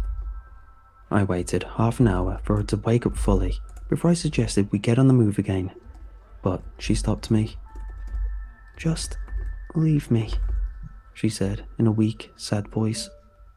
"We both know I don't have much left, and I'm only slowing you down." "No," I protested. "This is not some movie. You're not doing some heroic sacrifice for me." She didn't even fight me about it. Maybe she was too weak to, or maybe she simply didn't care anymore, knowing we both meet our ends in here regardless. "Fine." She accepted my decision after a while. "But at least let me tell you the truth. God knows how much time I have left, and this might be my last chance to." I wanted to stop her, to contradict her and reassure her we'd make it eventually. But I listened. I was curious, but I didn't want to risk braving this place alone without knowing exactly what I'm in for. "There's something in here with us," she said after a long pause.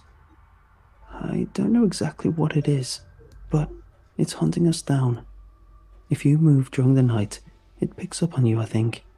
Then it will start circling the rooms in search of you, making those footsteps we've been hearing.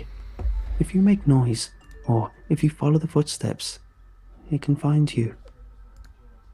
"Did you see it?" "I did," she admitted with a surprising calmness. "When I first got here, actually. I ran around for a few days, even through the dark. One night I bumped into it, but I didn't get a good look at it. I ran away like hell, and I guess I lost it. How did it look? I asked, even though I was sure I'd regret finding out. Tall, gaunt, spindly limbs, Vanessa said, and paused for a moment. Her sight got lost in empty space, and for a few heartbeats, I was sure she wasn't there with me anymore on a mental level.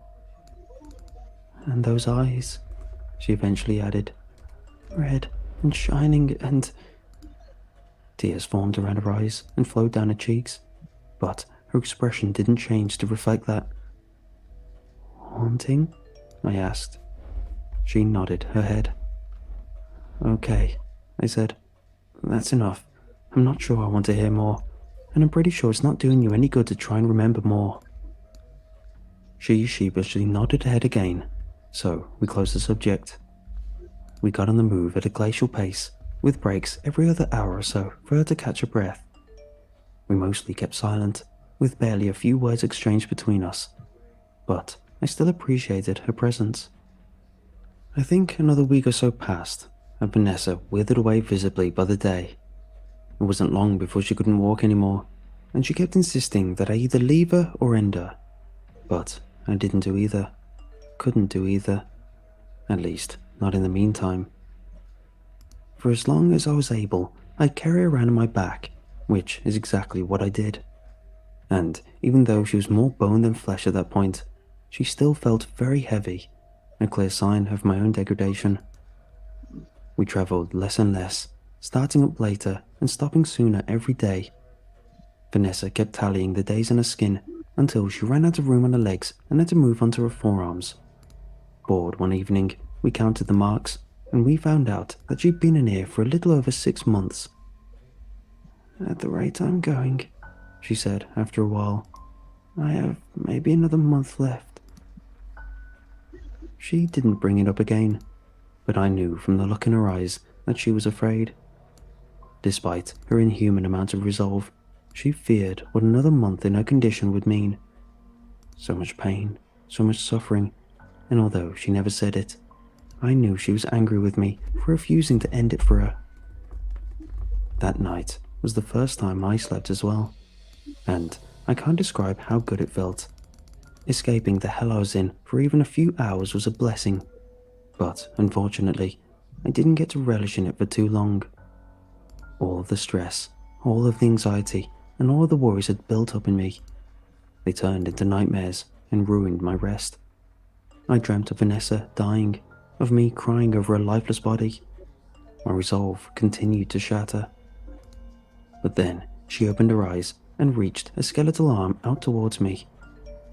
I tried to scream and back away from her, but you know how well that goes in dreams. I was paralyzed, the yells frozen in my throat, and she threw me to the ground effortlessly. Why didn't you kill me? She asked, climbing over me and wrapping her fingers around my throat. I couldn't answer, and I could in fact barely fight her. I thrashed around beneath her and tried to scream again and again, but I was only met with failure. The struggle didn't last for long. Fortunately, the real Vanessa woke me up, but I let out a single, loud screech as I came to and regained control of my body. It's all right. It's okay. You're okay, she whispered and covered my mouth. The silence that engulfed us was all too consuming that I heard the beating of my own heart in my ears. I kept quiet as the shock of the nightmare faded away, and Vanessa did the same, not making a single sound. I could barely hear her breathing. All my senses adjusted, I heard something faint and distant. Footsteps somewhere far away, and doors squeaking as they opened and closed. They got closer and closer, and I knew that the creature heard my screams. It was only a matter of time until it would reach us. We have to move, I whispered to Vanessa. We'll be found. We can't outrun it, Vanessa said, and it'll hear us. It'll hear the doors. The footsteps got even closer, to the point I could tell them apart. The creature was only a few rooms away at best.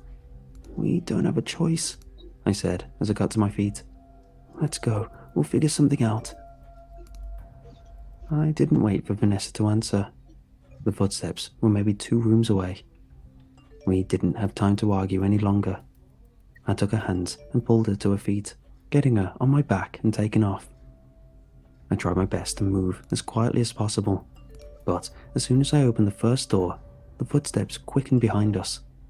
The door to our room opened just as we left it, and I heard a guttural scream from behind. That was all I needed to convince me to throw all caution aside. I sped up, not quite running, but hurrying to the best of my abilities. I went at random, opening and closing all the doors in my wake, but the creature was onto us. I didn't have the strength to go any faster and lose it. It soon caught up to us, and I turned my head around in time to get a glimpse of it. Dread invaded me at the sight of its glowing eyes filled with malice, and I almost tripped right then and there, but kept going, and by some miracle, I stayed ahead of it for a little while longer. Leave me, Vanessa urged. I'm a goner anyway. I'll buy you some time to get away. No way in hell, I yelled back at her. Not an option. The next room was a flight of stairs, with no other route in sight. I could barely make out a door all the way up, and with the way I came from blocked by the creature, I started ascending. I don't think I made it 5 steps before I tripped and was forced to continue on all 4s. Vanessa was barely hanging on to me, and I felt a grip around my throat loosen. Whether or not she was letting go intentionally, I'll never know. Your guess is as good as mine. At any rate, she didn't get to fall off my back. The creature caught up to us, bounding up the stairs like a crazed animal, and it got its calloused hands around my ankle. I tried to kick it away, to keep going, but in a single motion it hurled me through the air and back down the stairs. I landed hard on my back, getting the air knocked out of me. I had Vanessa crashing to the floor somewhere to my right. Through the stars in my vision, I could vaguely make out her form in the murky darkness, and she was completely still. Vanessa, I yelled, crawling towards her. Just go, she yelled back. Get. Her words were cut short by the creature as it plowed into her. It picked her up off the ground so fast that its spindly body was just a blur of shadows and movement. I heard a loud thud as it pinned Vanessa against the wall, and I heard a gargle as she tried to scream. Her eyes locked for a final time, and behind her gaze, I saw a terrifying calm, an acceptance of her fate that I didn't think possible. She mouthed "go" one final time, and her eyes left mine, moving to meet those of the creature. I didn't want to. My heart screamed at me to stay, to help, to fight, but my tired, malnourished body fought me back, and I found myself turning around, limping away on all 4s. As I reached the door and left the room, I heard a sickening sound of flesh and bone being torn apart as the creature let out squeals of satisfaction. It won. It got its prey. I went as fast as I could, closing all the doors behind me, hoping that the rooms would get reshuffled and I'd be safe. More than once I was tempted to either stop or outright turn around, because what was the point? But I kept going until my lungs burned and my soles felt raw. The human survival spirit is a hell of a thing. After Vanessa's death, I have no idea how much time passed. Days, weeks, a month. Even slowed down as it was, hunger and dehydration were finally catching up to me, and I soon started resembling the state that Vanessa had been in during her final days. With my conscience lapsing in and out, spending more and more time sleeping each day, I picked a room and decided to just give up, to let myself die and end the nightmare. But that didn't get to happen, obviously. Otherwise, I wouldn't be here telling you my story. One fateful evening, as the lights in the room dimmed to almost nothing, one of the doors opened. 2 figures walked inside, shining flashlights in my face. I opened my crusted eyes slowly and tried to speak, but all that escaped my mouth was a throaty rasp. "Bloody hell, mate," one of the figures said in a thick British accent. He's still alive. Get him out. More people appeared behind the two, brandishing shotguns and fireman axes. Two of them grabbed me by the feet and arms, hauling me up and carrying me along. I passed out on the way, but I was conscious for long enough to notice that they left every door open behind them. They also spread a thick steel rope as they went, which kept the doors from closing and shuffling. I made it out of the back rooms 4 months after I entered, and I woke up in a small town in northern Alaska. Seeing as I am from West Virginia, I was quite a ways away from home. The local doctor defied odds in treating me, and his idea of keeping me in the back rooms for another day while he gave me liquids and glucose was quite smart. He feared that bringing me back outside to the real world would have caused my body to instantly collapse and die. I didn't get to meet my saviors. By the time I woke up, after a few days of non-stop sleeping, they were already gone. A pair of monster hunters named Damien, the British guy, and his apprentice named Miles. That's all I managed to get out of the locals. Men in Black arrived before long, and they made up a story about me being kidnapped by human traffickers for unknown reasons. When we were all on the same page, they contacted my family to let them know that I was alive. Transport was arranged for me to return back home, and I made it without incident. But my life hasn't been the same since. For starters, I removed all of the unnecessary doors in my home, and I replaced the rest with glass ones, so that I could always see what lay on the other side. Unfortunately, I wasn't able to share Brandon's and Vanessa's fates with their families, and not from lack of trying. Believe me, I did try. But from the day I got home, the men in black have been keeping me under surveillance. For how long they'll keep it up, I don't know. I'm not even sure who they work for, beyond the nebulous concept that they're part of some branch of the government. Anyway, that's all I got. I wish I had a better resolution, a happy ending, but I don't. I'm a scarred and traumatized shell of the person I used to be, and no amount of therapy and meds can fix me. And I'll forever be paranoid when opening doors. I will never again in my life enter a room without checking what's on the other side first.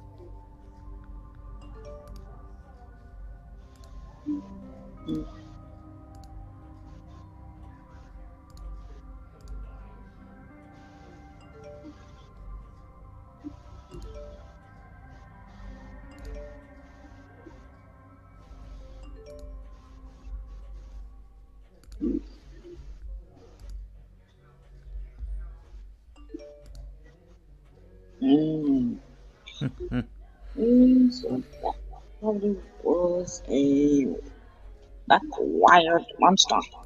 Yeah. Be right back. Mm-hmm. So I'm pinging in this.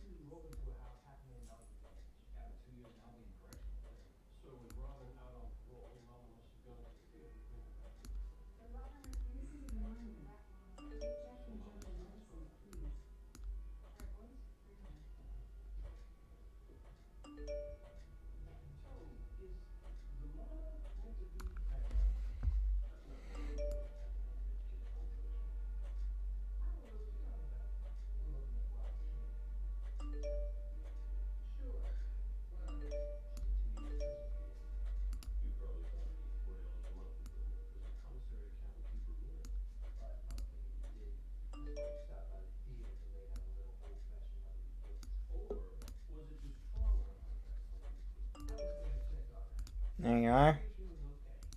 Yes. Well, that kind of ended in a good way. Uh, eh.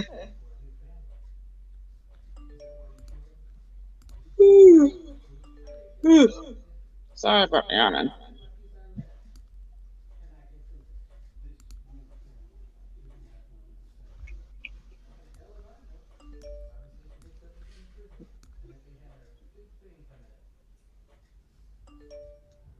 So it was the wired monster that killed the guy and killed the lady. Hmm. Then the first cops of when the wired monster got him and cut his arms off. And left him on there, left him thrown to the ground. So the only person that survived was him and the female. It's named Vanessa. So afterward, the wired, I caught the wired dog monster, probably heard him and came after him. And then he killed the woman named Vanessa, one real waitress. She must have got stuck in the back rooms as well. So that left none but him. Oh. Okay. So that's probably why they call it the back rooms. The back rooms. I think that's probably why they call it the back rooms.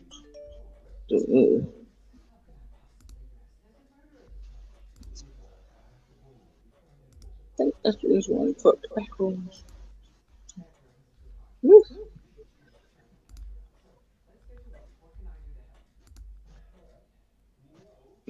And then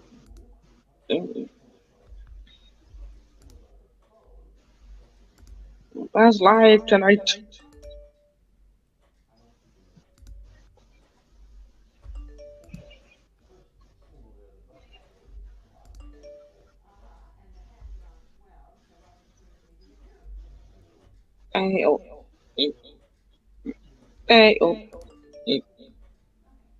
Everything is gonna be alright.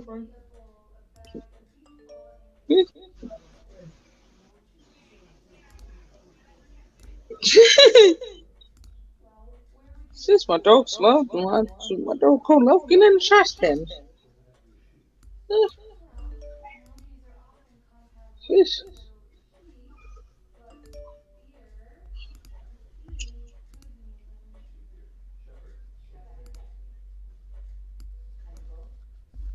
Oh, so he the ones that just stores the regular stuff. Oh, regular back rooms. Regular backroom stuff. Oh. Back on white D. Okay. It said Sparkle, Night Puppy, and Night Sparkle Story said he'll be back. And it took a mighty long time to come back here.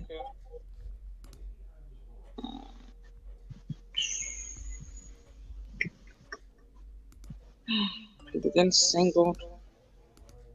I don't know what to do. How about those skirts? The muscular hedgehog.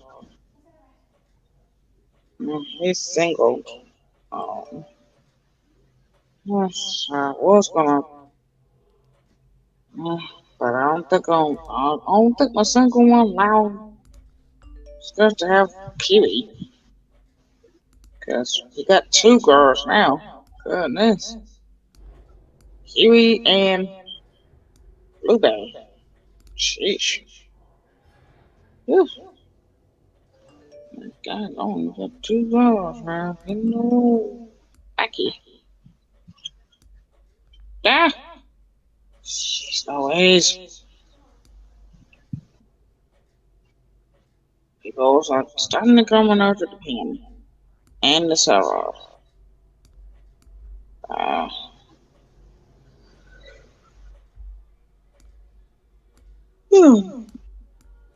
This is actually the first time I ever looked inside of a house that's built by hand, from the ground up. So I'm actually waiting for a house that's going to be built by human hands from the ground on up. I'd be like my cousin Leon living in a home that's built by two human hands. Yes. This is gonna be very much my first time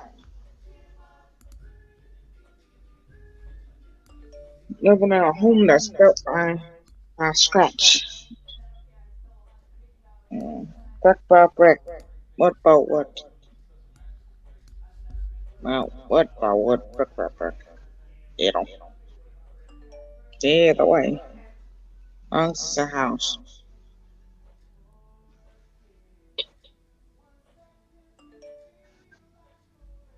Eesh.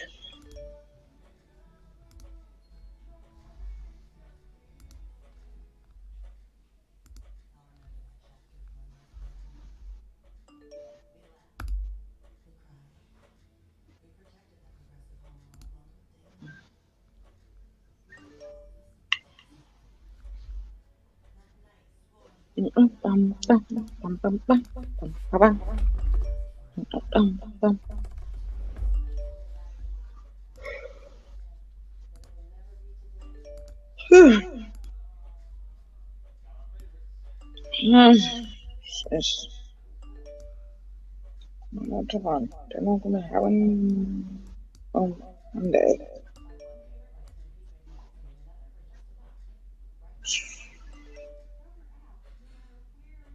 What type of game can I play on my phone?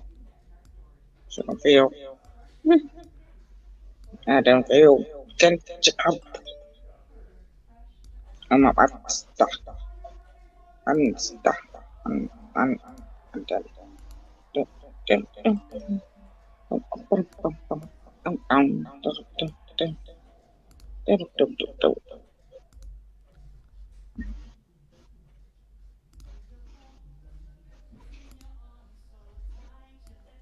Yes.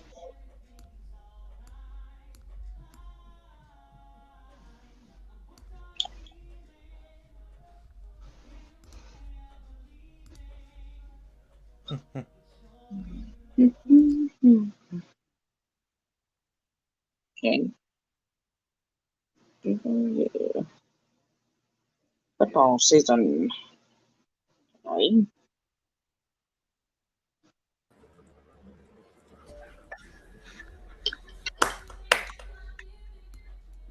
Yo, welcome back. No. Good.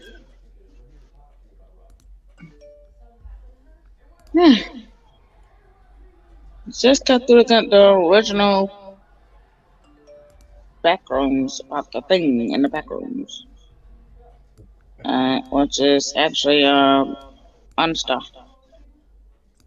That it's killed the man and the lady afterwards. Yeah. Oof.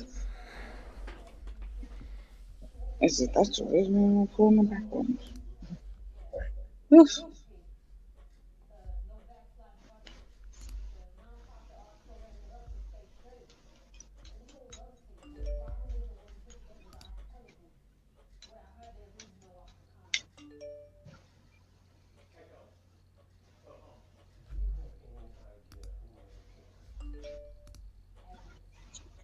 Yeah.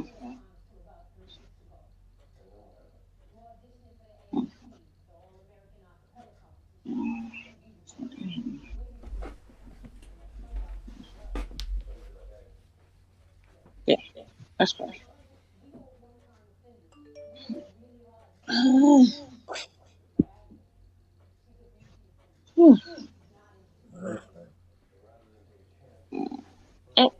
and for police car again.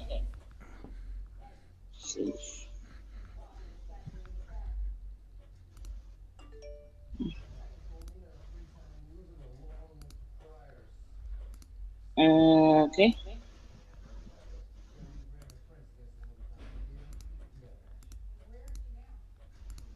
So you can't stay here longer. Yeah. You told me okay. I was getting sleepy. Yeah. All right, there we go. There we go. Yeah.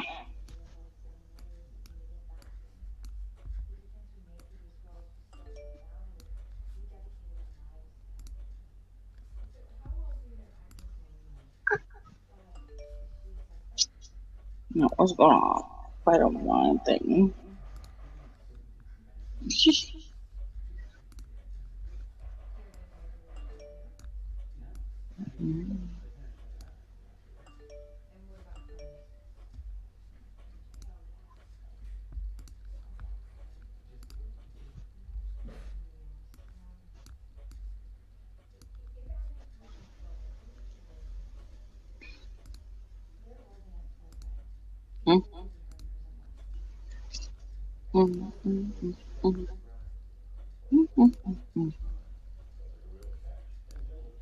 Bum, bum. Sheesh. Well, lesson learned. Never invite a person's ex-boyfriend or ex-girlfriend over to server. They get then ex will get very possessive. Oh, this. Ish.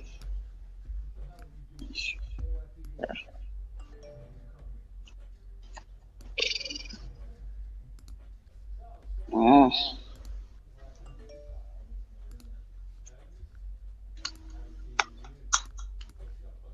Oh, attempt to Splatoon 3. This is out today. Yeah. One of these days when I'm unemployed right now, I'm for my mom's car to get fixed. So, that's out today. Something. Oh. I supposedly went to a car place to see what they gonna do, but it never happened. So we're just waiting out.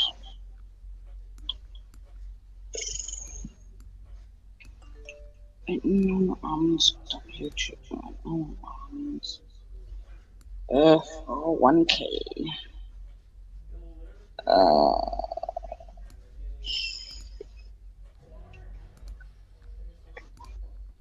So get things fixed here.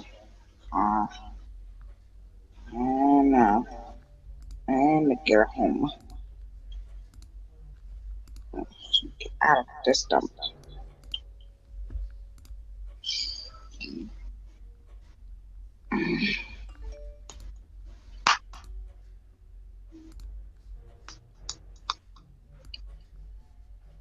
Pig race?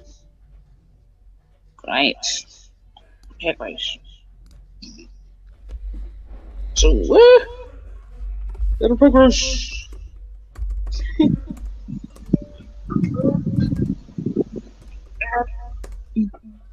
On YouTube. Yeah, showing a pig race on YouTube. Wait. Come on, this off. Oh, this is getting a bit exciting and nerve-wracking. Let's get out of here.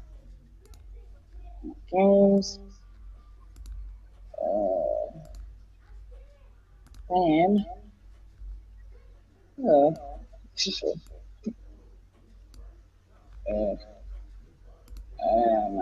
Different happened there. Tough. Bad. Tigers. Yes. Alright. Get those down. It's a lot of both.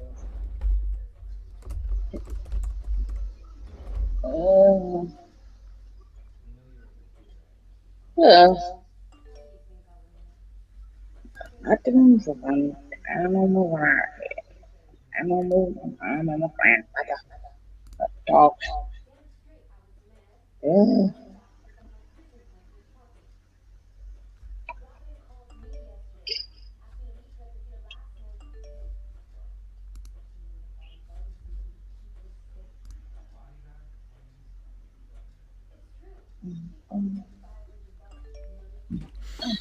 Yeah, I can't believe I'm adding Pumpkin Hill to this LP, but this is gonna cost me money.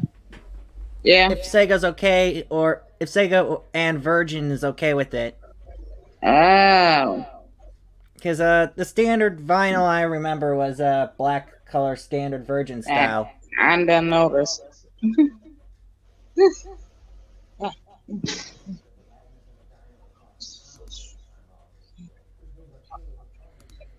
Maybe I'll show you how records are made. Yeah. I still have a Comebacks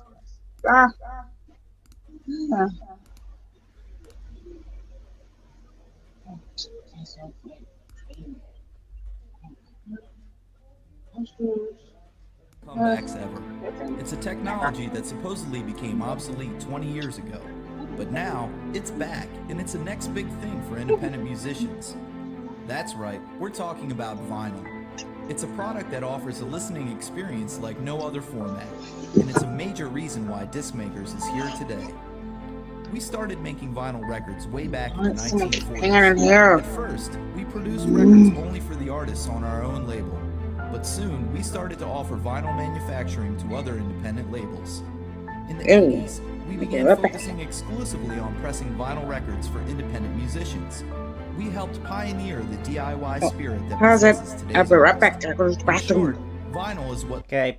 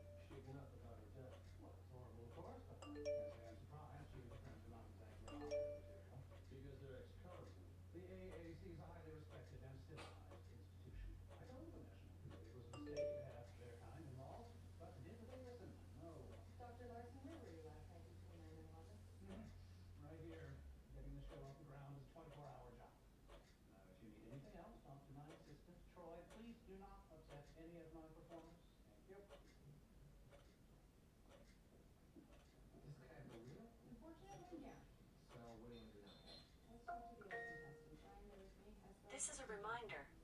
Joe, please go downstairs and take your medicine.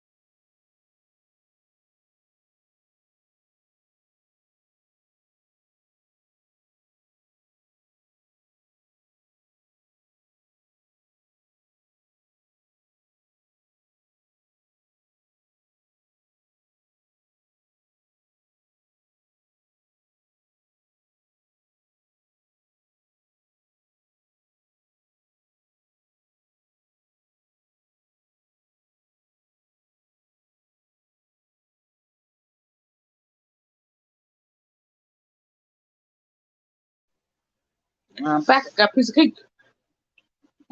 Continue. Yeah. Piece of my uncle's birthday cake. Led us to become the disc makers we are today. Oh, there you are. And now, we're pleased to be making vinyl again. In fact, we're using the very same vintage presses that we used to press records for the Wu-Tang Clan, Sun Ra, Frankie Knuckles, and hundreds of other artists. Our records are crafted to perfection from only the finest materials and mastered by our experienced engineers for that pure, analog sound that audio enthusiasts love. We're proud to be going back to our roots, and we're most proud about making vinyl records available to our customers once again. Whether you're interested in releasing a 7-inch single or a 12-inch album, Disc Makers will make your vinyl release sing.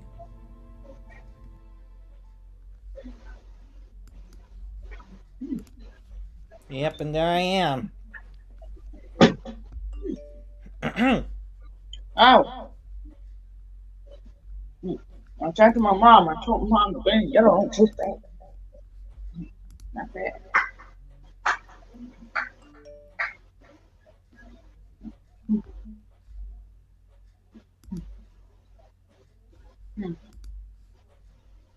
I'm celebrating birthday trip. It's on a Sunday, so his birthday's on his birthday tomorrow.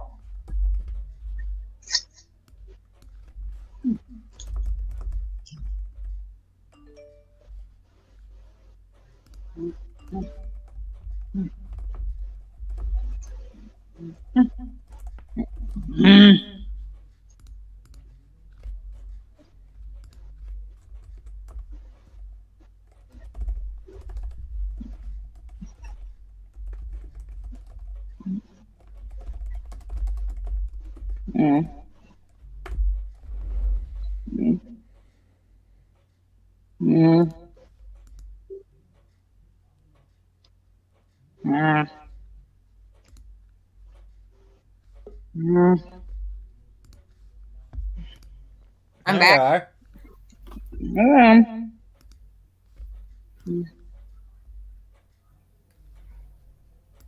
I was in Jonix's stream. Yep. And guess what I'm doing on the other website? What? Trying to make a vinyl. And look at the price. Once again, how many times am I gonna have to tell you? Block Luru art. Oh. Dang it. And look at the price. Kind of expensive like crazy. I know.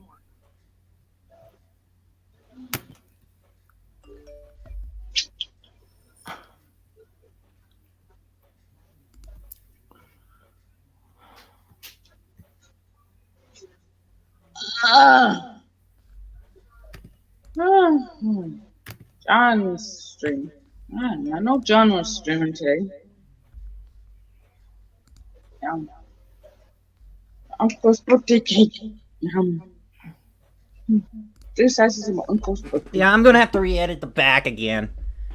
Yeah. Yeah.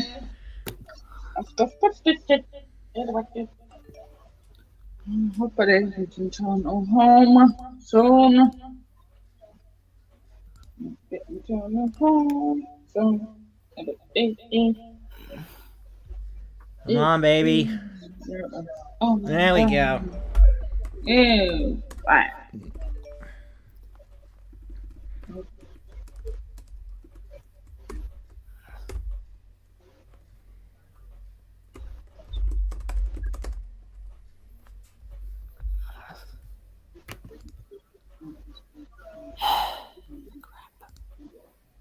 Are you making some sort of outro? Huh? Outro? I was talking to Joseph that time. Ready? That was some person now. I'm trying to make a LP here. Oh, an old too. You know, a record. Oh, a record. And you're gonna put your songs on it if I'm correct? Yeah, I'm trying to match the one. Yeah.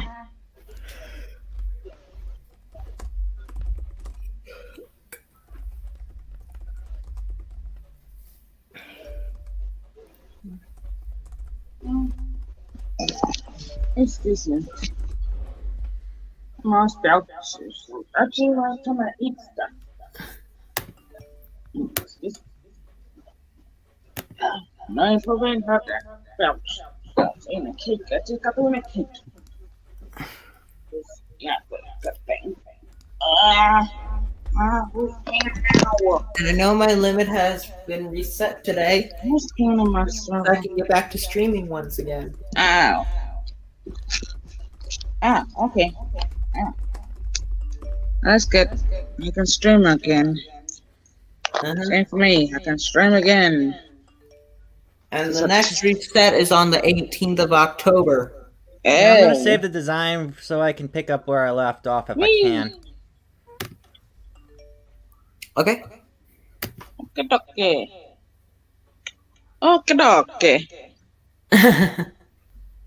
What? I said I could about it.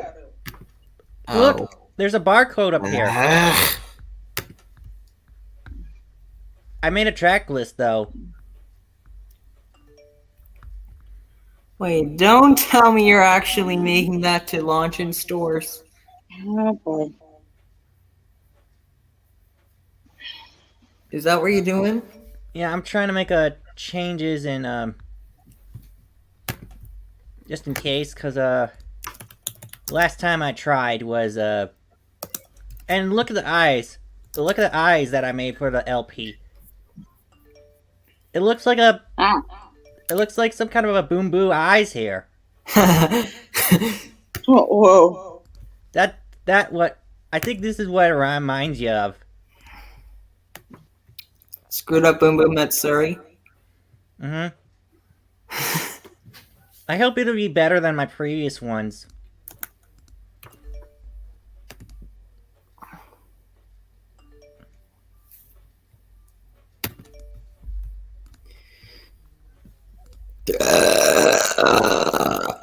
Excuse you. Excuse me.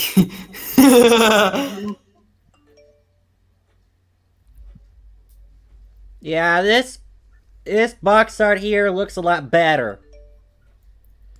I was trying to make a mix LP with this one if I can make it sold in stores. But I always keep forgetting how much tracks I put in that I made a CD already.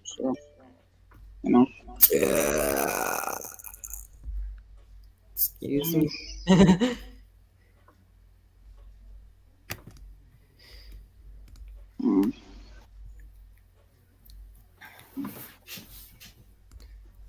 Go back. Gotta serve something. Okay.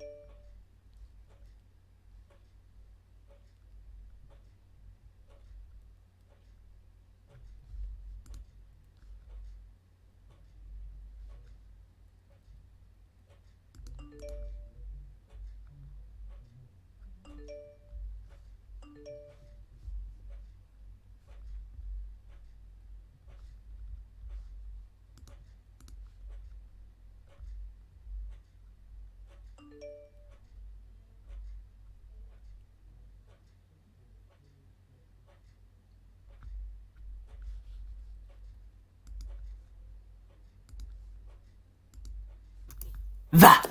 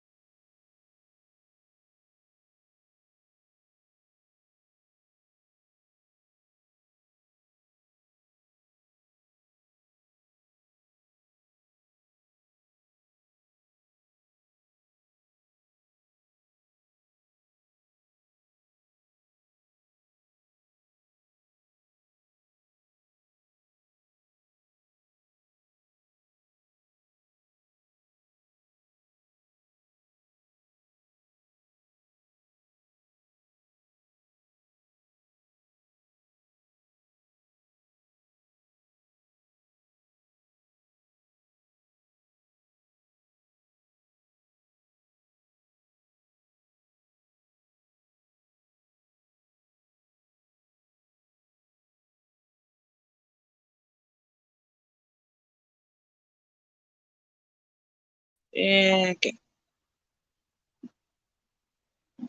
Okay. Nice.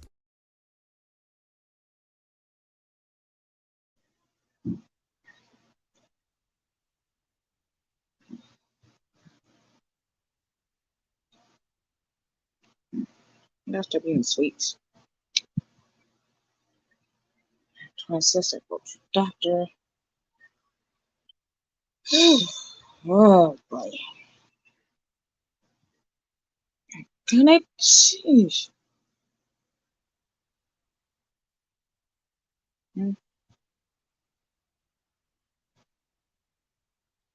Oh,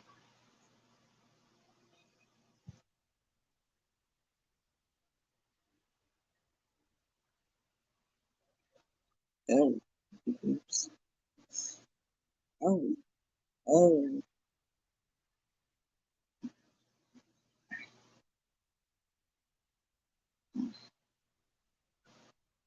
oh, oh, Jesus, that too.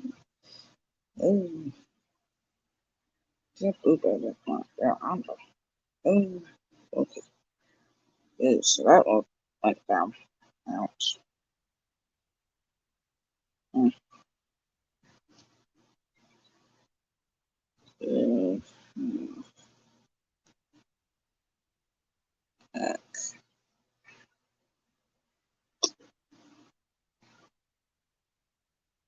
mm,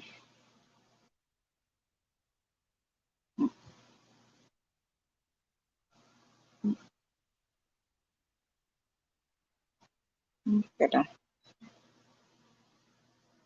Mm, mm,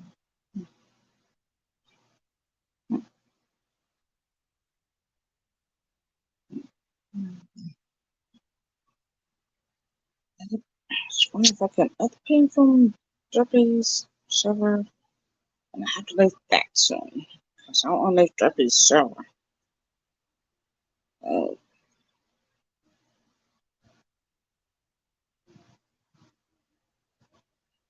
mm, mm. Yeah, he's a brother, but he's not possessive.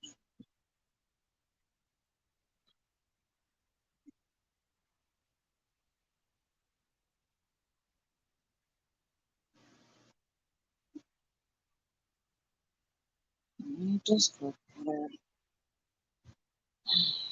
He's hard to be possessive.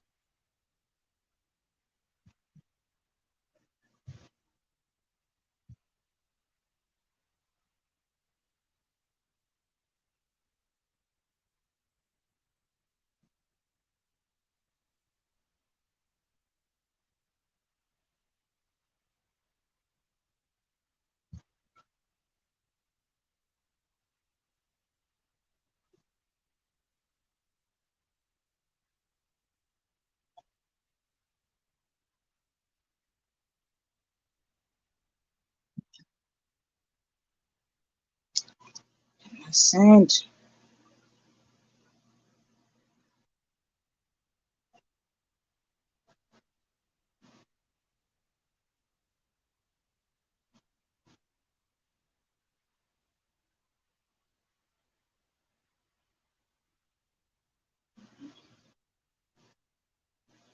Yes. Yes. Check to my Discord setting. On Discord. I told him that his Discord brother is very possessive. And we'll get possessive.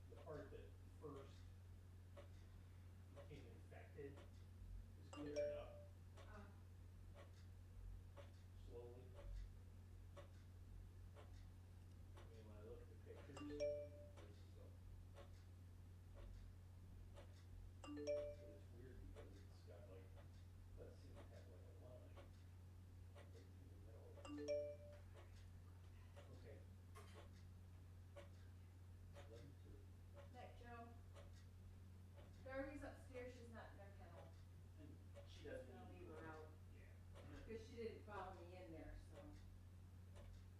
Like, put your melatonin upstairs on your desk. Don't get too late.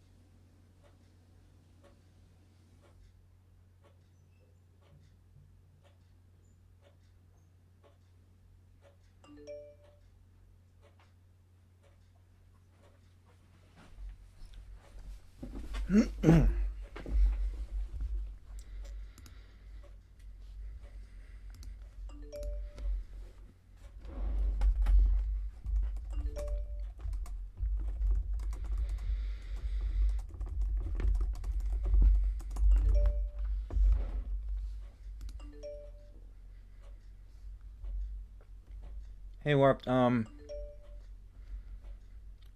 might do a quick outro, but Okay. like, comment, subscribe, and share, and ring the notification bell so you won't miss all new live stream and videos. This is Joseph the Bat. Morpion? Signing off. One thing. I gotta show you something. Oh, sure. Look at me now. Crystallized. Mm-hmm.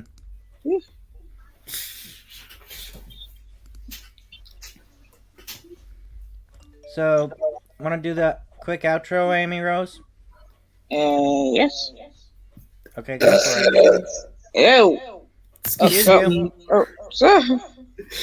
Why did you at me? That was a scare. What? Why did you ew at me? Sorry.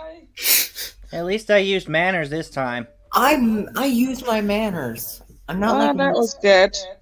That scared me a bit. Sorry. You thought it was Melissa? That was a jump scare burp. Oh. Did you think it was Melissa at first? No. That was a loud one. Sorry. Pardon me, though. I call it the burp jump scare. And excuse you. Jump scare. You should clip that. You should clip the part where it was a burp jump scare. Yeah, I wish I could edit this clip and make it short, but geez. Maybe I can make a short copy of it. This is really funny. Anyway. Sorry. This is Amy Rose. This is kind Amy Rose signing off. Bye, darlings.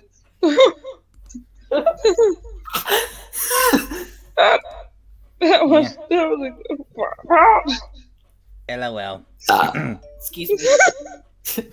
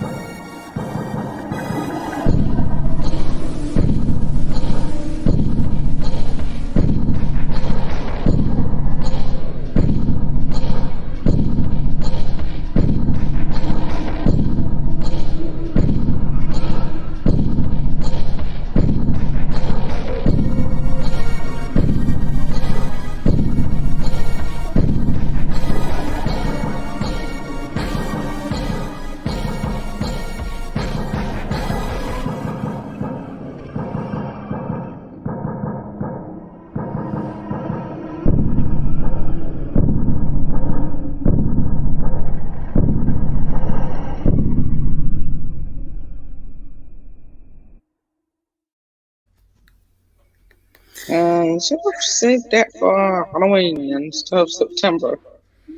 Yeah, but it's still fall, but it is worth it though. Don't you mean the 18th? Yeah.